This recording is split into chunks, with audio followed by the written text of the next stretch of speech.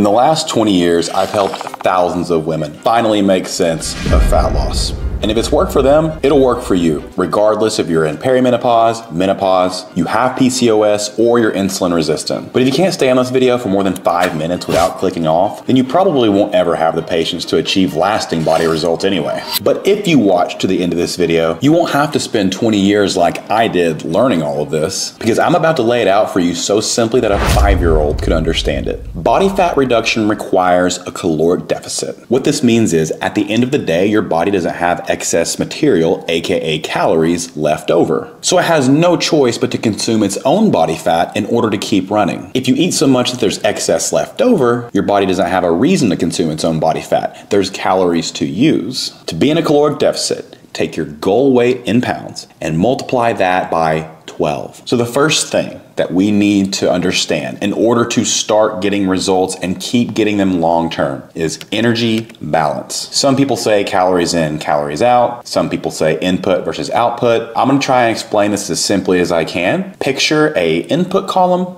and an output column. The input column is composed of the amount of calories that you eat every day. This is all the food that you consume in a 24-hour period. Your output column is comprised of the energy that you expend. So it's not just calories in, calories out. That's just one aspect of total daily energy expenditure, which encompasses all the ways that we expend energy. In order to lose weight, your input column has to be consistently lower than your output column. That doesn't mean that you have to have a lower input column every single day. It just means that on average, over the course of days and weeks, your output column is larger than your input column. The amount of energy that you expend through the categories I'm about to mention must always be a little bit more than your input column. So what is the output column comprised of? It's 4 different categories. The biggest category is your basal metabolic rate. This is the amount of calories that your body uses to run itself. It's the amount of calories that you burn functioning, breathing, respirating, circulating blood. It's basically the cost to run your body every day. I'll talk about ways to maximize this category in a second. The basal metabolic rate category comprises 70% or more of your total calories burned every single day. In the next section, I'll go over how to maximize this category. The next largest category is called non-exercise activity thermogenesis. That's a fancy way to say everything you do outside of what would be considered exercise. So those other 23 hours of the day outside of the gym, that's what this is. A huge indicator here is step count. So people who are more active have a larger amount of calories burned within this category. I'll talk about the ways to maximize this category later. The next largest category, 10% or more of your calories burned every single day, is called the thermic effect of food. This is the amount of energy that you use digesting food. That's right, you burn calories digesting your food. It takes energy to break our food down. And the last category is exercise. 5% or a little more on average encompasses this category. And so now that we know that, we realize that most people spend the majority of their energy and their time and their focus on the category that means the least. Think about it. When you think I need to get in shape, most people view exercise. Exercise is important, but while important, it's the smallest piece of the pie. I'm gonna help you optimize the other 23 hours of the day so that you can put yourself in a position to burn as much body fat as possible via an energy deficit. Now, what I just laid out for you is called energy balance. To be in a negative energy deficit, you have to consume less calories than you burn with those 4 categories consistently day after day. If consistently you consume more calories than the energy that you expend over time, you will gain weight. You can picture this however it helps you understand it. Maybe you want to look at this as a bank account. Maybe you want to look at it like your gas tank. If it overflows, you have too much, you have excess left over. Maybe think of it like baking a cake. Whatever analogy lands for you here. I like the cake baking analogy. If we think about baking a cake, if you don't have enough materials to bake the cake, to make the final product, whether that's icing, flour, etc., you're gonna end up with a smaller cake. If you have excess materials, excess icing, excess flour, maybe milk, butter, what have you, you're gonna end up with a bigger cake than you intended because you had excess ingredients. That is kind of how our body works. If you have excess left over at the end of the day, your body is going to create matter. If you don't have enough material at the end of the day to accomplish the task that it needs to compensate for the amount of energy that you've expended, it will get rid of matter. Your body can't create matter without excess matter to create it with. Starvation mode doesn't exist. I'm sorry to break it to you. If you still think it exists after watching this video, please go and explain your theory to starving people in Uganda. I'm sure they'll be happy to hear your explanation of how people can't lose weight by not eating enough. Moving on, let's go back to the different categories of energy expenditure. Starting with the biggest category, basal metabolic rate. Fancy word that just means this is the amount of energy it takes to run your body. When we think of this category, logic tells us we want to become a calorically expensive body, meaning it takes more calories to propel our body, to respirate, to circulate blood, to move. And in order to do that, we need to be heavier, but not from body fat, from muscle tissue. Muscle tissue makes our body more calorically expensive to run. At the same time, muscle tissue protects us from osteoporosis, any kind of deleterious health effects from skeletal muscle loss in old age, during menopause. It can even help with a lot of things like hypothyroidism and PCOS by keeping insulin resistance low. So that being said, one thing that really increases this category of 70%-ish every single day is how much muscle tissue you have. So we'll talk about exercise later on in this video, but already we know we want more muscle. I can guarantee you, you will not get bulky by lifting weights. It does not happen unless you choose to use anabolic steroids and eat copious amounts of calories and lift copious amounts of weights for many, many years. Most people who have been lifting weights for a long time will tell you they wish it were that easy.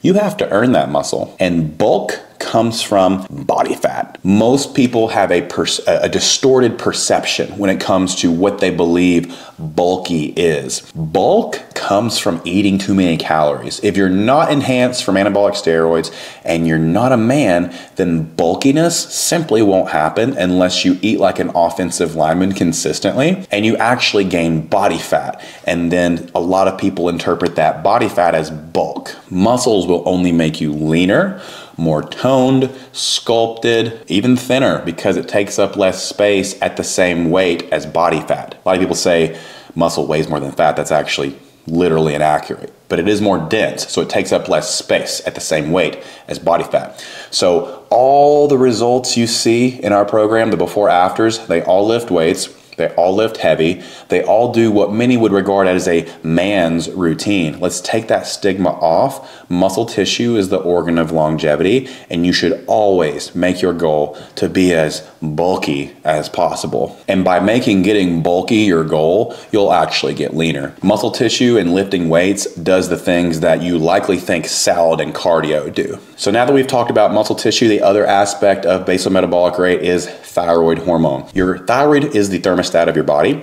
The amount of active thyroid hormone, aka T3, you have circulating in your bloodstream, the higher your metabolic rate is going to be and the more calories you will burn at rest. I highly recommend, if you would like to get your thyroid checked out, get lab work done, get your free T3 levels tested, see where you're at. If you're symptomatic of deficient thyroid hormone, work with someone who understands hormones, probably not your general practitioner. We do this at Slay Hormone Solutions. This is one of the reasons why I launched a hormone replacement therapy clinic to help women have optimal levels of free T3. Having optimal levels of active thyroid hormone will help stave off any kind of insulin resistance. It can help with PCOS symptoms, and it certainly can help you going into perimenopause and menopause, in addition to the other important hormones that are vital during that phase of life, like estradiol and progesterone. Natural ways to increase circulating thyroid hormone are consume foods that are high in iodine and selenium. Unless you have Hashimoto's, then kind of be careful with the iodine, consult with your physician. But selenium we're good with. Supplementing magnesium can help with natural thyroid hormone levels. I like the forms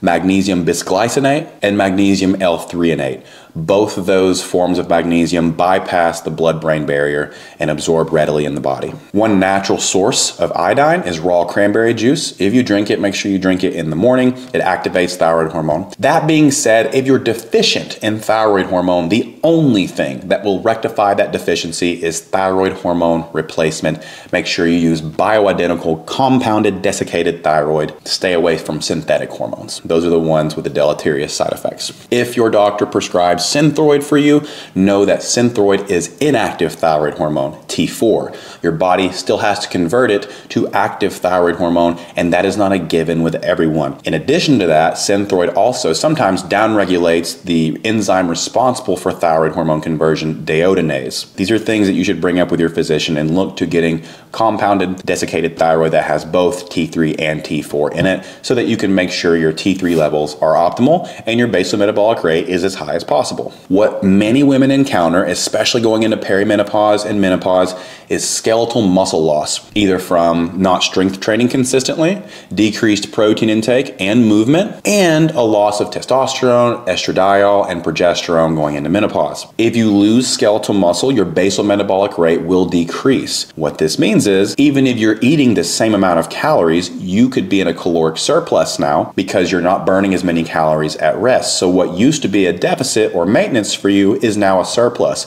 This is why a lot of women report saying things like, my body doesn't work the same way it used to, I'm eating the same amount of food, but I'm still gaining belly fat. If your basal metabolic rate decreases as a result of muscle loss, this can happen. Just want you to be aware of that. Keep lifting weights, keep eating protein, stay as strong as possible. It will only help you going into this phase of life, in addition to making sure that you're replacing hormones that you're deficient in. So in summary, to keep basal metabolic rate as optimal as possible, make sure you're lifting weights, maintaining your muscle tissue, and you're making sure that you're doing everything you can naturally for your thyroid, and if necessary, getting thyroid hormone replaced by a hormone practitioner. Speaking of strength training, let's talk about it. We've already talked about how you won't get bulky from strength training, but what exactly is strength training? I'm gonna give you an analogy, and this is not to rub anyone the wrong way. It's my interest is making sure you're doing what is most effective and what is most efficient long-term for the body results that you desperately desire. That being the case, we want to allocate our energy accordingly. If you look at the things that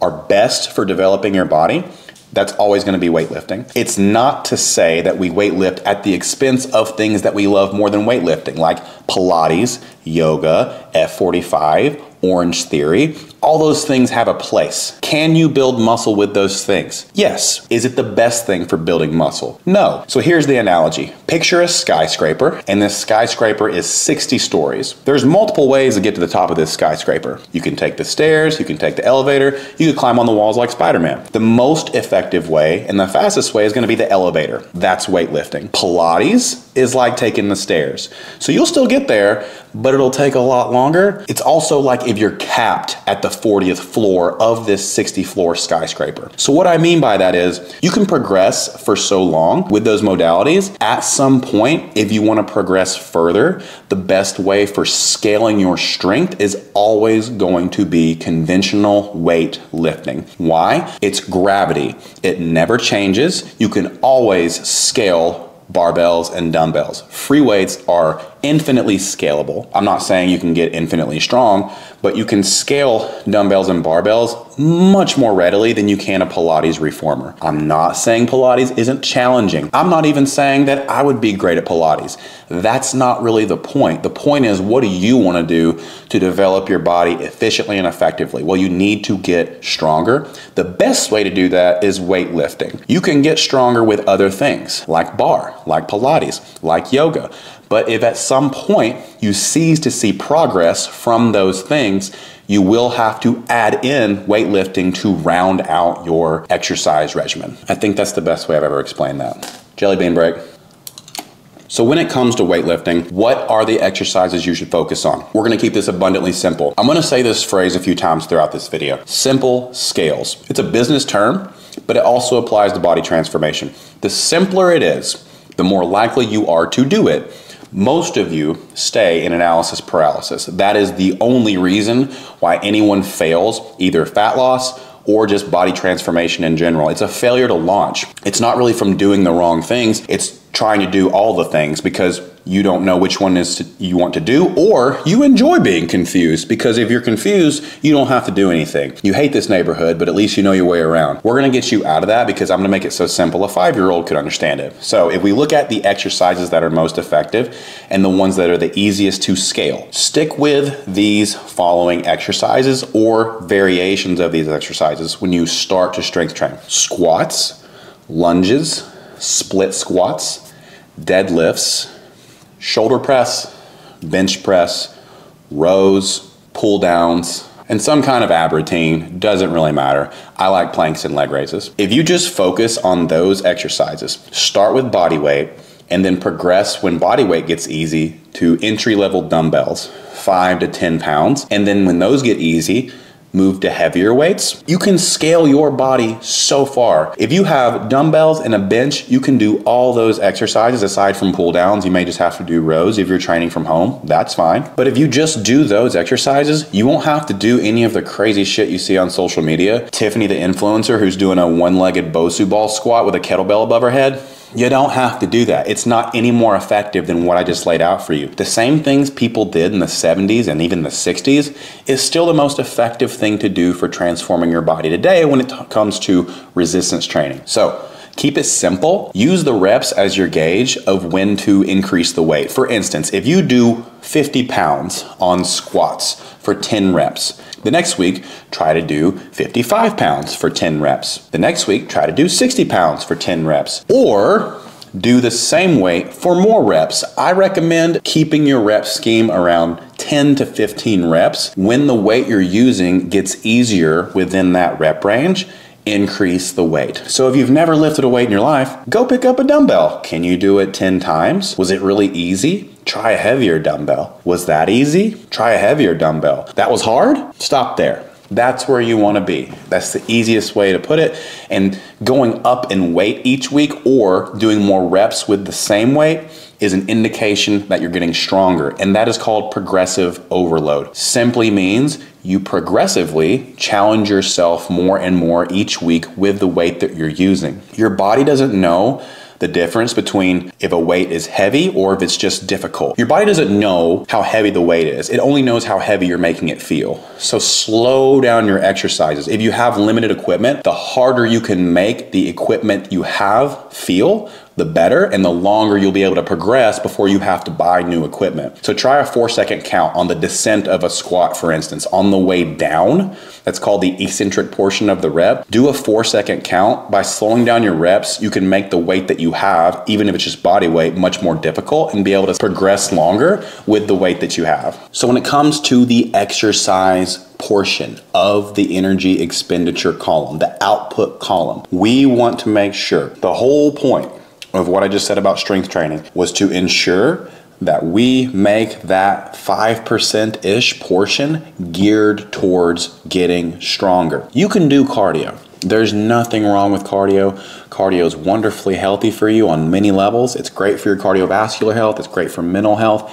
And it's a wonderful supplement to a strength training routine because you won't get tired as fast from the cardiovascular endurance training. However, we want to be focused and put our primary focus and energy toward the thing that's going to make that visual impact on our body and increase our basal metabolic rate. So by focusing on strength training and getting stronger, it will carry over to the basal metabolic rate portion, which is the biggest portion of total daily energy expenditure. The stronger you are and the more muscle tissue you have, the less body fat you will have proportionately, and the more calories you will burn at rest as a part of the basal metabolic rate category. How often should you strength train? I think that the best way to look at this is not how many times should I strength train to get the thing, because that's kind of like a meal plan, and meal plans don't work because they don't give you values around eating. You may think you need to be told exactly what to eat and exactly when and how to train, but these are actually things you need to learn and you need to value so that you can do them long term and your kids can see you doing them long term, and then they can do them long term and avoid some of the struggles that you may or may not have in your body weight or in eating or losing weight, what have you. They will avoid those struggles if they make strength training a value by watching you live that value. So in that pursuit, to adopt anything as a value, you want to build from the floor up, not from the roof down. Take anything that has become important to you. You likely started at the bare minimum and did it more over time until it became a consistent value for you. So many people try to dynamically overhaul their habits and their lifestyle, and it ends in burnout, falling off the wagon, and feeling like a failure. So instead of that, let's make a micro commitment and let's follow through on that micro commitment. When you follow through on a micro commitment, you prove to yourself that you can trust your own word, and you also start to unravel the belief that you're not worthy. When you prove to yourself you're worthy, you believe you're worthy. Our minds are sentries. They're always scanning our environment, trying to find evidence of our beliefs to be true, while simultaneously ignoring evidence to the contrary. In order to prove that we're worth it, make a micro commitment such as, I will work out for 15 minutes once this week. Bonus if you set a day and time. Then follow through. I'll work out once this week for 10 minutes on Wednesday at 3 o'clock. Do it. Maybe you do it 2 times. Maybe you even work out 5 times. Why it's important to set a micro commitment is this. People who say, I'm going to work out 5 times and only work out 3 times feel like failures. People who say, I'm going to work out 1 time and work out 3 times feel like winners and overachievers, and then trust themselves to make the next commitment. Don't overcommit. Build it as a value. Also, when it comes to strength training, a lot of people never start because they think they need an entire hour to allot to a strength training workout. Couldn't be further from the truth. The person who commits to a 10-minute workout instead of nothing progresses infinitely more than the person who doesn't work out at all because she thinks she needs an hour to work out. Whether you're doing lunges around the room while your kids watch Blippi and Bluey, or you're at a fully fledged gym doing barbell squats, it doesn't matter where you start, how you start, or how long you train. The biggest factor for progression with your training is your intensity. Don't focus on duration, don't focus on frequency, focus on intensity. So it goes back to progressive overload. In order for your body to develop, you have to expose it to new stimuli. New stimuli, it simply means something you've never done before. That could be a heavier weight, more reps with the same weight, or slower reps with the same weight, or a combination of the 3. As long as you're making your body say, holy shit, Deborah, that was hard, I better adjust, so next time you do that, I'll be ready, you're gonna progress. So that's strength training. That's the exercise portion of total daily energy expenditure. Now let's move to the thermic effect of food. On average, about 10% or more of calories burned every day. The thermic effect of food is higher when you consume protein. Protein has the highest thermic effect of food. The more protein you eat, the higher your thermic effect of food category will be. So I talk about protein a lot. And it's for many reasons. We've talked about strength training. We've talked about the importance of muscle tissue. You can't really do either effectively if you don't consume enough protein. When I say protein, I don't mean protein supplements. Those are okay. And before you ask, I don't care what brand you do, just do one that tastes good, because at the end of the day, what's more important is that you're consuming sufficient protein from food sources. What are some food sources of protein? Chicken, turkey, tilapia, tuna, edamame, legumes, red meat, ground beef, did I say eggs? Cottage cheese, Greek yogurt, bone broth, and then whey isolate if you need it. Try to consume a combination of things. Again, we don't want to get into this mentality that's like, oh, I'll just eat the same thing every day, that way I'm guaranteed to hit my macros. First of all, when it comes to calculating your macros, do not focus or hyperfixate on carbs and fat. Instead, focus on a total calorie goal and a protein goal. How do we calculate those? For total calories, take your goal weight in pounds, multiply it by 12. If you're under the height of 5'2", you might want to use current weight in pounds times 10. Either will work, just do one of them, plug it in, and get data. What do I mean by get data? No matter what calculation you use, whether you try to calculate your BMR, whether you try to calculate your TDEE using different calculators, you can make it as complex as you want. At the end of the day, there's only gonna be about 400 to 500 calorie difference between these methods, and the biggest ingredient to you seeing the success you wanna see with weight loss is plugging in a number and then sticking to it long enough to see which way your weight trends, either up or down. Then all you have to do once you get that data by sticking to that number consistently day after day for about 2 to 4 weeks is adjust, and then you've got it. There's no world where you do a perfect calorie calculation and get it perfect from jump. No world. You have to simply pick something, be okay with it not being perfect, get the data by sticking to it, and then adjust either up or down by 100 to 200 calories until you have your number. There's no such thing as calculating the wrong calorie goal. You have to do it wrong in order to get it right, like most things in life. For your protein goal, you can take your goal weight in pounds, multiply it by 0.7, or just aim for 100 grams. Either one will work. The bottom line is you just have to pick something and then stick with it long enough to get some data and then adjust. So, why do I say don't focus on carbs and fats? Are carbs and fats important? Absolutely. But the odds of you not eating any fat or not eating any carbs are very low if you just focus on total calories and protein. Unless you purposefully avoid carbs, you're going to get enough carbs. Unless you purposely avoid fats, you're going to get enough fats. We need momentum. We don't need fixation on things that don't make a difference in your fat loss results. According to the evidence, I am an evidence-based guy. When we compare high fat, low carb, or vice versa, the results with fat loss are identical when calories are equated. So why would we fixate on something that doesn't make an impact on our results one way or the other? And if you control calories, you're going to control carbs and fats as far as overeating. Your odds of overeating are non-existent with carbs and fats if you control calories. It's impossible to overeat carbohydrates if you control calories. That's where a lot of people get confused in what I advocate, because I say carbs and fats don't matter, and they're like, well, but you can absolutely eat too many carbs. Not if you control calories, Jack. If you control calories, you can't overeat any macro. So that being said, knowing that protein is very, very important for muscle tissue, it has the highest thermic effect of food, it helps you recover, it's healthy for your liver, it performs so many things in the body. We want to focus on total calories, which is the number one ingredient for weight loss, a caloric deficit. Then we want to focus on fat loss by emphasizing protein. So simply put, if you want to lose weight, be in a caloric deficit. If you want to lose fat, be in a caloric deficit and eat sufficient protein. If you want to lose body fat and feel your best, focus on total calories, hitting a protein goal, and your micronutrients, which come from nutrient-dense foods. A lot of you won't want to track calories.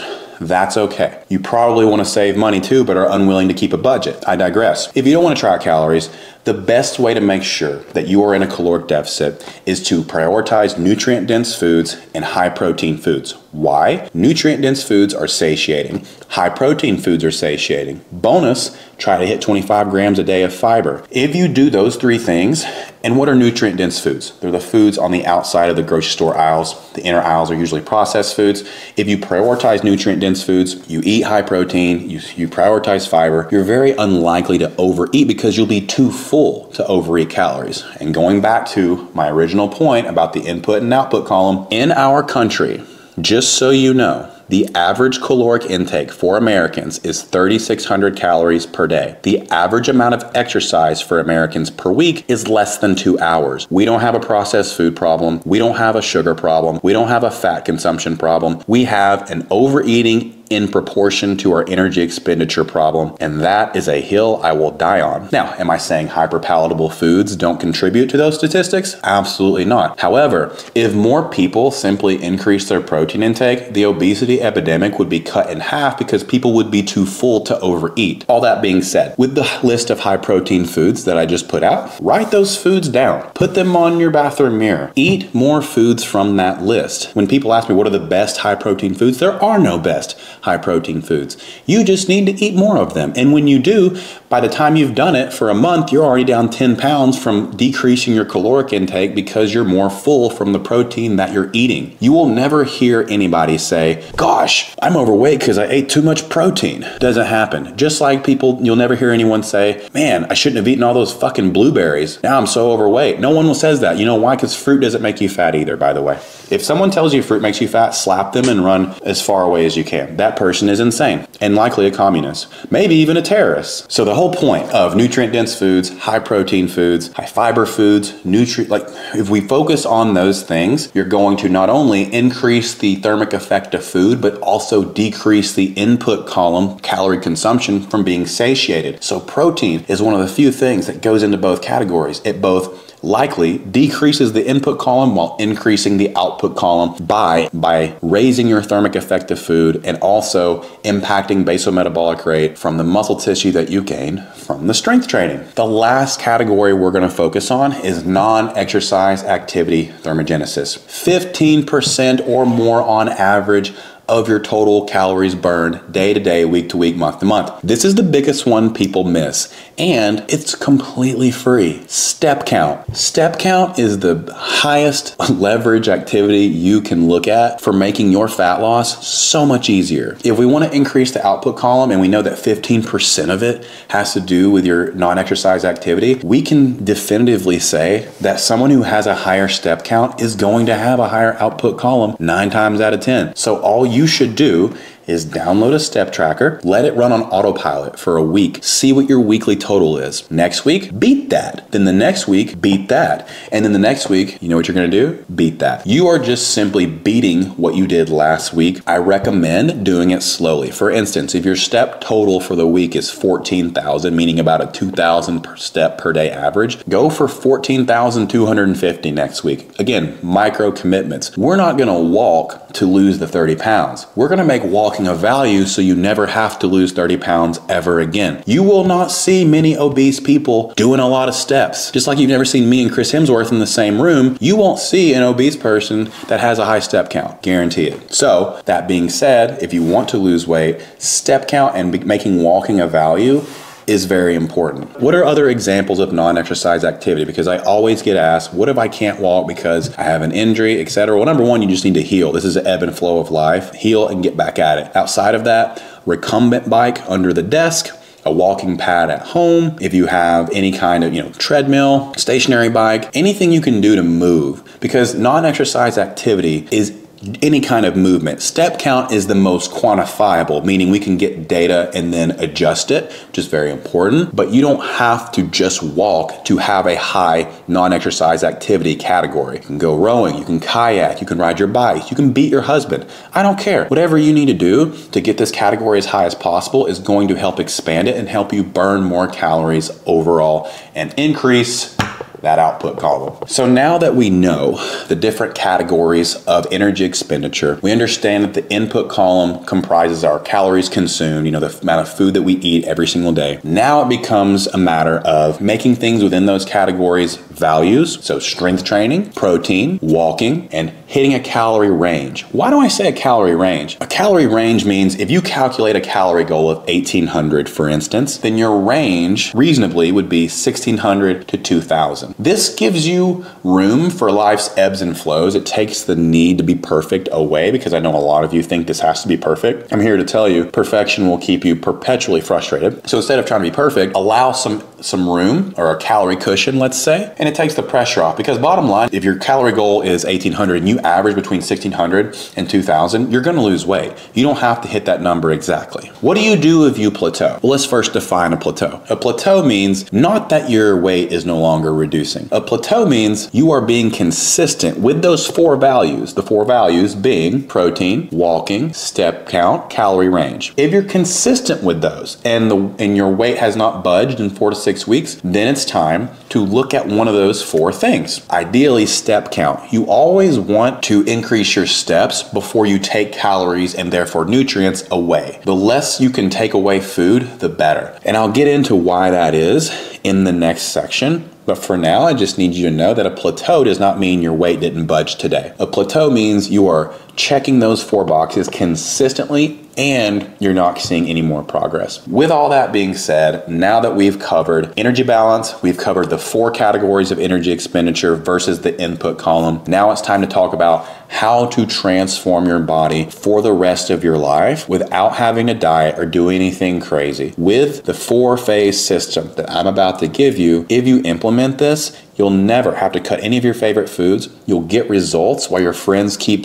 in the dieting hamster wheel, suffering, trying to get you to suffer with them. Hey, Jennifer, do keto with us. Just cut carbs. You don't need them. Come and lose and regain the same 50 pounds over and over with us. Birds of a feather like to suffer together, as they say in that toxic group text of yours. If you want to get out of that, you'll implement these 4 phases. So let's get into it. So now that we've talked about energy balance in terms of your input column and your output column, and you understand the different categories of energy expenditure, you also understand how to leverage each category to your advantage by building values in each of them so that over time you do them more and more. It takes pressure off of you to decrease calories so much in order to lose weight. And you can create balance within your life to where you're moving enough, exercising the right way, consuming enough protein, satiating yourself, preventing overeating. And what you'll be amazed at is if you implement just that portion, you'll never have to diet. You'll never have to have rigidity in your life because these very simple values make it easy to create an energy deficit. All you have to really do is hit a protein goal consistently and then kind of prioritize nutrient-dense foods the majority of the time, majority meaning over 50% of the time. And you'll be amazed at the progress you can make just doing those things without having to cut carbs, without having to cut sugar, without having to cut anything, right? That's why I harp on values, because values persist despite life's ebbs and flows. If you go on a trip, if you go to a work dinner, if you go out with friends, you understand the big picture. You can't get fat or gain a bunch of weight from overeating a couple times throughout the week if on the other days you're applying these principles and you're within a caloric range. So all that being said, if you're serious about body transformation, you have to understand that weight loss is just one part of the equation. What happens after you lose the weight? How do you then put yourself in a position to actually make a very impactful change to your body? When we think about what makes a visual impact on your body, the answer is always going to rely on the amount of muscle tissue you have in proportion to the amount of body fat that you have. That's called your body composition. You'll see a lot of coaches and influencers try to market body composition change as recomp. And they try to tell you that to recomp, or what recomp means, is that you're both losing body fat and gaining muscle at the same time. As I've already described to you, the most effective and efficient way to do one or the other is to be in a consistent energy deficit, so your body rids itself of excess material because there's no excess material to use. Or if you want to build muscle, have excess material, aka calories, left over at the end of the day. Do you understand why it doesn't really make sense to try and do both at once? Can you do both at once? Is it possible? For the mongoloids in the comments that are gonna try and argue and say, I lost body fat and gained muscle, it's always some dude who just interprets my content at surface level and doesn't understand that, like, long term there's a more effective and efficient way to do things. Can you gain muscle and lose body fat at the same time? Yes, it's possible if you are extremely new to both the gym and eating a lot of protein, and you're very overweight, or you're on anabolic steroids and you're already checking those other boxes, because even with performance enhancing drugs, you still have to consume protein, you still have to strength train at an optimal level, and you have to be consistent with those things along with your activity level. Steroids aren't magic. They're like kerosene on a fire, but the fire has to have oxygen and logs to keep burning. And without those two things, oxygen and logs being your recovery and your training and your nutrition, that fire's not gonna burn very long no matter how much kerosene you put on it. So, point being, even with those two examples, you can only progress so far until you have to choose one or the other. Your body will reach this precipice of it can't build any more muscle unless you give it more fuel, and it can't lose any more body fat unless you're in a deficit consistently. So that being the case, I like to make things as efficient and effective as possible. I've developed 4 phases for body transformation. I'm going to take you through all 4, explain the purpose of each, what to focus on while you're in each phase, when to switch phases, and then the overarching purpose, which is to make you self-sufficient and reliant only on yourself to be in control of your body, so you don't have to pay anybody. That's right. I'm saving you a shit ton of money and a lot of trial and error. I'm literally saving you the 20 years that it took me to acquire this knowledge, and also a lot of guesswork and trial and error. You implement what I'm about to tell you, you will never have to diet to get results ever again, and you'll maintain this body composition year round while your friends are just still doing fucking Advocare and Atkins because they're in a panic diet for the cruise, or crash dieting for the wedding because they have to fit in that dress and then they regain it back all after the event. So that being said, here are the 4 phases. Phase 1 is fat loss. No matter what, no matter which way you cut it, whether you have 5 pounds to lose or 100 pounds to lose, you need to start in a fat loss phase. That means being in a caloric deficit. So if you watch the first part of this video, you already understand how to create an energy deficit. So when you go into phase 1, you want to have the mindset of, I'm not just losing weight, I'm losing weight while I'm maintaining muscle tissue. Successful weight loss is not just weight loss. Successful weight loss means that you are losing body fat primarily, and we're sparing our muscle tissue. This will make sense for the rest of the phases. But phase 1 is body fat reduction. Phase 2 is muscle tissue development. This is where we're going to shift gears. We're going to build the muscle tissue that will raise your basal metabolic rate, like I described in the beginning of this video. This is the most important phase. During phase 2, you're going to increase your basal metabolic rate from that newly acquired muscle tissue. Those of you who have crash dieted over and over and over, and you've already encountered metabolic adaptation, and you have to eat like a baby mole rat in order to lose any weight, this phase is the only thing that can save you from that, because you have to increase your basal metabolic rate, which means you burn more calories at rest. Your body becomes more calorically expensive because you have more muscle tissue. When I say muscle tissue, I don't mean bigger biceps like Arnold Schwarzenegger. I mean the literal tissue that's going to shape your body and make the long-term changes that you want to see in the mirror, stave off things like osteoporosis, reduce menopausal symptoms because you have a higher amount of skeletal muscle, which means you won't suffer from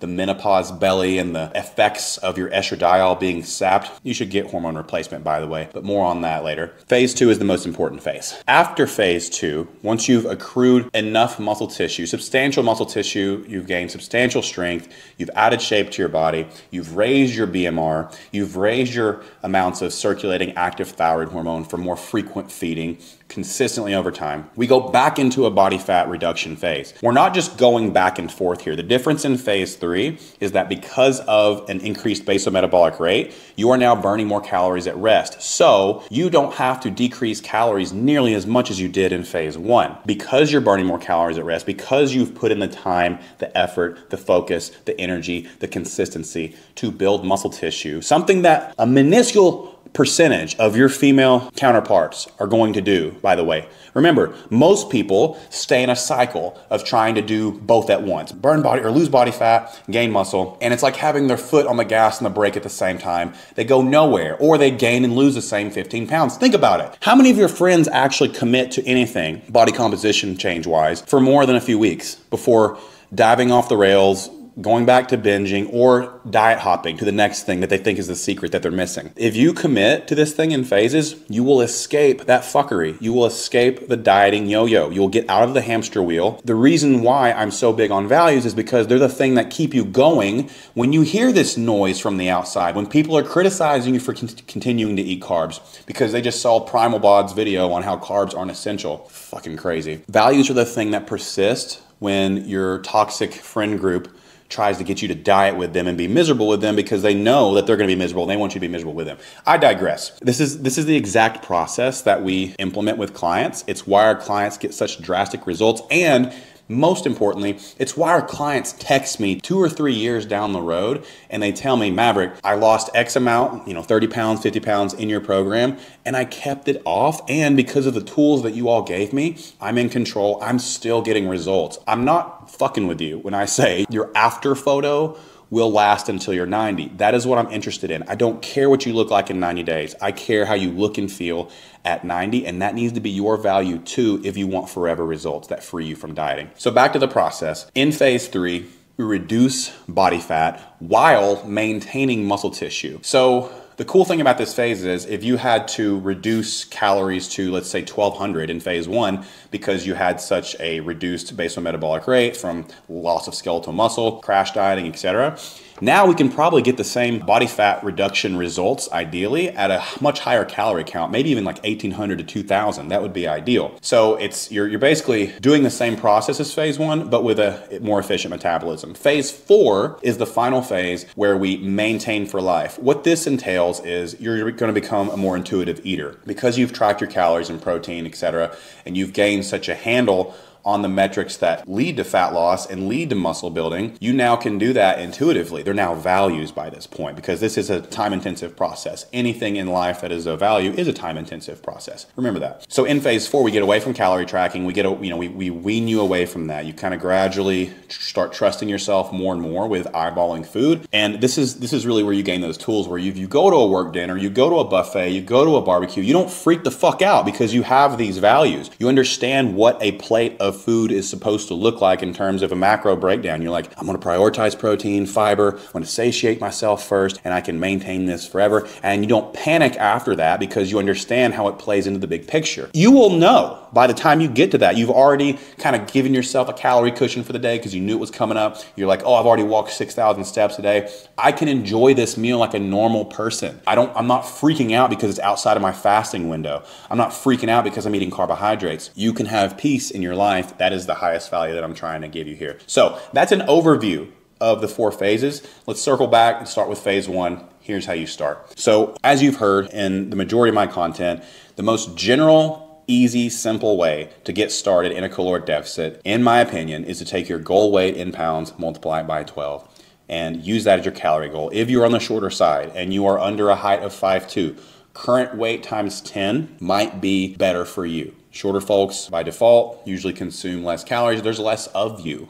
So usually your calorie count is going to be a little bit less. So sometimes current weight times 10 is better for people on the shorter side. Regardless, the biggest thing I need you to understand is that you can overcomplicate the shit out of this process by thinking you need to understand what your BMR is, using 17 different TDEE calculators on the internet, factoring in calories burned. I say, fuck all that. Everyone who hyperfixates on that stuff stays stuck. They stay in analysis paralysis because they think they need to do this thing perfectly. They're thinking optimal when they have nothing. Here's you. Here's optimal. We're going to be somewhere in the middle, and that's called sustainable. You don't need to be optimal. You are a regular fucking person, especially if you have kids. I'm sorry to break it to you. You're not an elite athlete. You need repeatable, just like me. I need it to be simple, repeatable, so that I can sustain it for the long run. And that is what separates people. You either commit to making it simple, being kind to yourself, having some grace for yourself along the way, and doing something that you can sustain long term and repeat, or you go back and forth from chaos to rigidity, and you think you need to do it perfect, therefore you don't do it at all, and you stay in that loop. If you want to get out of that loop, you accept good enough consistently instead of perfect all the time. I would much rather have a client who is 60% adherent than someone who is 100% and then 0 because they tried to be too rigid. And this applies to you as well. So all that to say, don't overthink your calorie goal. Just take your goal weight in pounds, multiply it by 12. Use that as your calorie goal. Remember, you have a range. If you calculate it and it's 1,800, give yourself 200-ish calories either direction. So 1,600 to 2,000. That is your range. As long as you're in that range, you will lose weight. So long as you're also building the other values. What are those values? Protein intake, step count, nutrient-dense foods. When we talk about protein, again, best way to calculate that, just to get started, you can tweak it over time, but just to get out the gates, goal weight in pounds times 0.7, or just aim for 100 grams. Our populace is chronically under-consuming protein. Chronically. If our populace just increased protein intake, it would cut the obesity epidemic in half. And if you just eat more protein consistently, you will lose weight. And you'll be amazed because you don't have to cut carbs. Step count, we want to look at that. We want to build it from the floor up. So how much are you walking now? Get a weekly total. Simply add to that total each week. The reason why I harp on this so much is because everyone asks me, what should my step goal be? Should it be 10,000? I hear 10,000 a lot. I never say that. Here's why. If you're only walking 2,000 steps a day, if I tell you to walk 10,000, that is mountains above your current level of reality. Nobody just flips a switch and overhauls their entire life and becomes an avid walker overnight. It's a value that's cultivated over time. So in order to build it from the floor up, get a baseline. See how much you're walking now and gradually increase that over time. The cool thing about this is once you've committed to this, by the time you're 6 weeks in and you've just made being aware of your step count a thing subconsciously, you're already down 25 pounds just from walking more and just from increasing your protein intake. You don't even have to be that meticulous with calories. If you just do those two things, you'll lose a bunch of weight. But the problem is nobody thinks it's that simple. Everyone thinks there's some kind of diet or miracle they have to commit to, and they don't stay consistent with anything long enough to actually see it through. So you're not going to do that, are you? Are you? You're not going to do that. You're going to commit this time. Okay. Anyway, so now that we've talked about the 4 principles of an energy deficit, we want to be consistent. Now, one of the biggest questions I get during this phase is, what do I do when I plateau? Let's talk about what a plateau is. A plateau is not my weight didn't move this week, right? That's called life. That's called you haven't taken a dump yet. We want to make sure we're checking the other boxes before you even touch your caloric intake. Always, always, always look at your step count and your protein intake before you take away calories. I know the knee-jerk logical reaction here is to say, well, the further I drop my calories, the faster I'll lose weight. Yes, and the faster you'll hit metabolic adaptation, the faster you'll lose muscle, and the faster you defeat the entire fucking purpose, and that is maintaining tissue. Because the other part of this is you need to start strength training during phase 1. But that being said, if you hit a plateau, ask yourself, how long has it actually been? And how much weight loss am I averaging over the course of weeks? As long, in phase 1, as long as you are averaging 1/2 pound to 1.5 pounds per week on average over time, you're good. You don't need to touch anything. Just keep on keeping on. If over the course of 4 to 6 weeks, that average drops below 1/2 pound, and that also means, by the way, your weight's going to go up. That's okay. It's part of it. Keep going. Doesn't mean what you're doing isn't working. Look at your averages. Always zoom out. Keep track of your weight. Weigh bi-weekly, I recommend, or weekly at the most. If you weigh daily, you'll lose your motherfucking mind. So just make sure that you weigh only as frequent enough to gain the metric. Some people need to weigh monthly, and some people don't need to weigh at all because it's just too mentally ridiculous for you to look at a fluctuating number. And I get that. If the scale, if the poop detector, if the gravity measurer makes you lose your mind, don't fucking use it. Instead, take your waist inches, right? There's other metrics we can use. And the most important metrics are you checking these boxes week to week, right? So that's plateaus. If you do plateau, look at your step count. Let's just say that you plateau. It's been 4 to 6 weeks. You're hitting all the boxes. You're averaging your caloric range consistently. Your tracking is accurate, meaning you're using a food scale. You're not eyeballing it.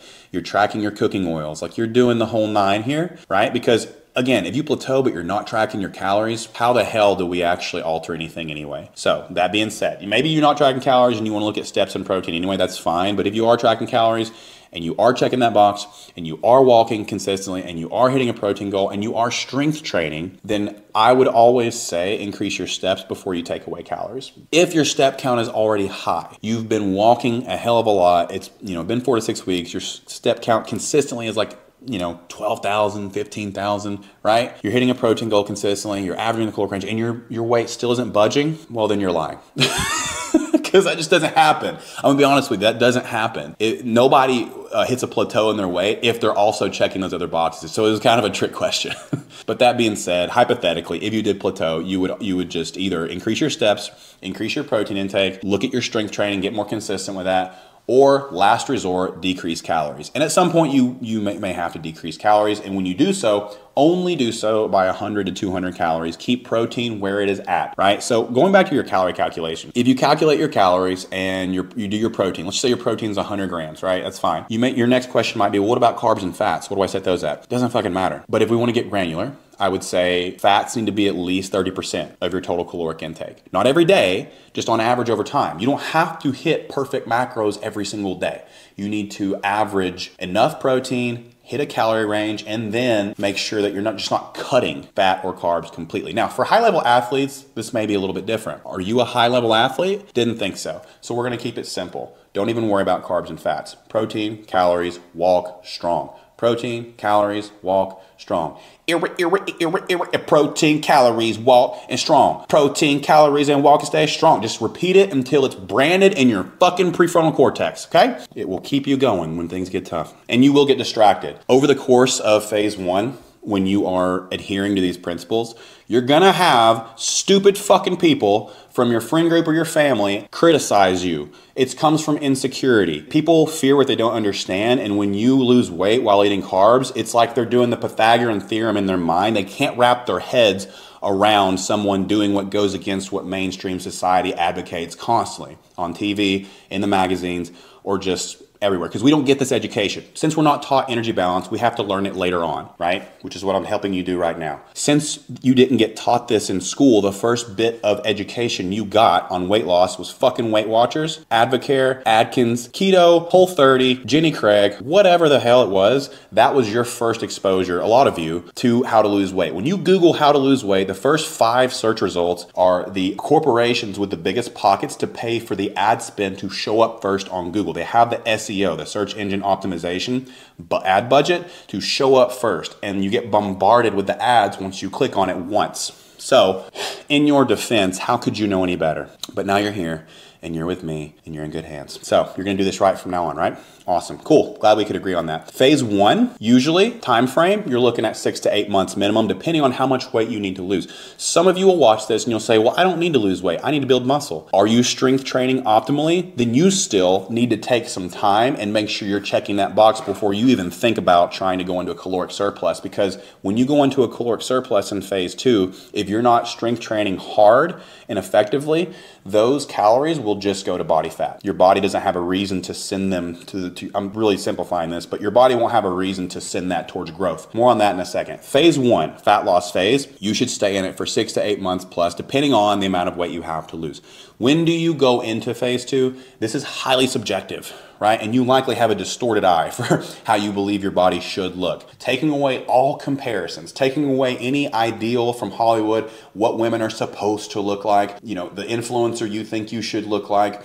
Everyone is different. Your body is one of one. So taking all that into account, you know, obviously this is where a coach is very, very handy, a third-party perspective, unbiased. Take a look at your physique and say either yes, you need to lose weight, or no, you're out of your mind. Losing weight would be against your best interest. We need to go this direction. That's what we do in our program, by the way. We assess someone's physique objectively compared to the goal that they have, and we say either, yeah, this is the route we're going to go for the next 90 days or so, 6 months or so, 1 to 3 years, or we need to go this direction for a while. That is what a coach can help you with. But generally speaking, when you go into the next phase is when you take a look at your body in the mirror and you shift language from I need to take away, subtract, cut, lose, right? That kind of language would suggest you need to stay in a deficit longer. If you look at your body objectively and you say, I want more shape here. I'd like to build my butt. I want to have more tone, which is muscle, by the way, in this area. Then you maybe need to go into a build phase, right? Again, this is very generalized guidance here, but that is generally what you want to look at. Like, look at your naked body objectively and say,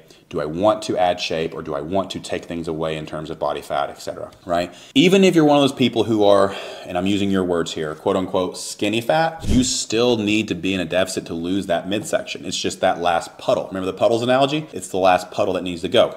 Remember, it rains in a town, really hard, puddles accumulate, sun comes out, all the puddles evaporates at once, but the largest puddles take the longest to evaporate. Those are your stubborn areas. So even if you are quote unquote skinny fat, you still probably need to commit to a deficit for a little while longer, lose that last bit, then go into a build phase, right? So in phase 1, we are cultivating the values, and again, this is important going into phase 2, but in phase 1, before you go into phase 2, you need to be consistent with your protein intake and your strength training specifically. Steps are another given. You need to be consistent with those as well. You need to understand caloric restriction. You need to understand satiation. You need to understand hyperpalatable processed foods, how those fit into the picture versus nutrient-dense filling foods. If you just understand that, by the way, you're ahead of 99% of people. But you need to understand how both impact your body and how you can eat a shit ton of processed, hyperpalatable foods and still not be full and have a high calorie count versus eating a couple chicken breasts, for example, and being really, really full, but still low calorie, right? That's the difference, and that's the big thing that people are missing.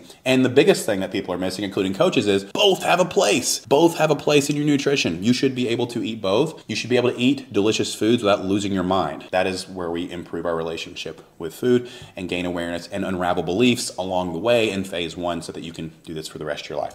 So, assuming that you have lost a substantial amount of body fat, you have, notice I didn't shouldn't say lost a substantial amount of weight. Sometimes those two don't run parallel, but that's okay. You have, you can say to yourself, I've been consistent, I've cultivated these values, I've made substantial progress.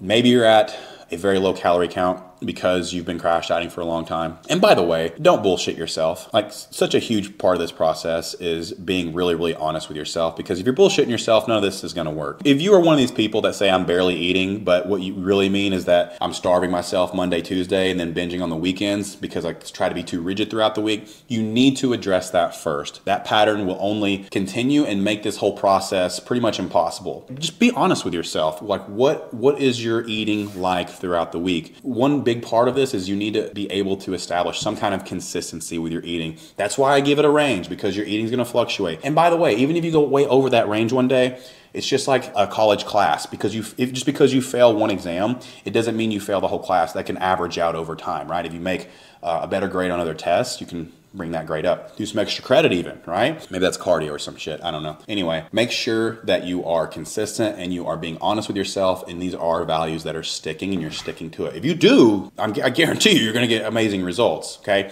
But that's the biggest thing holding people back, is they either overcomplicate, stay in analysis paralysis, there's a failure to launch, or they're just not consistent, or they're just fucking lying to themselves. And they're one of these people that's like, maybe starvation mode is a thing. Maybe I'm barely eating, but I can't lose weight. News for you, that doesn't exist. Can't happen. Please go explain starvation mode to starving people in Africa. Please go explain starvation mode to actual third world country citizens who are rail thin as a result of barely eating. They would love to hear how in America you can magically not lose weight or even gain weight from not eating enough. They would love to hear this magical myth that is keeping you from getting results. Please stop telling yourself that story. It doesn't exist. I take the heat so you don't have to. It's gonna trigger a lot of people. So phase one normally lasts, like I said, between 6 to 8 months, sometimes a year, just depends. But let's just say that you've been consistent, you've gotten results, you're ready to go into phase two. It is assumed that by the time you go into phase two, that strength training has become consistent for you. This is where we really shift our perspective from weight loss to muscle building and strength building.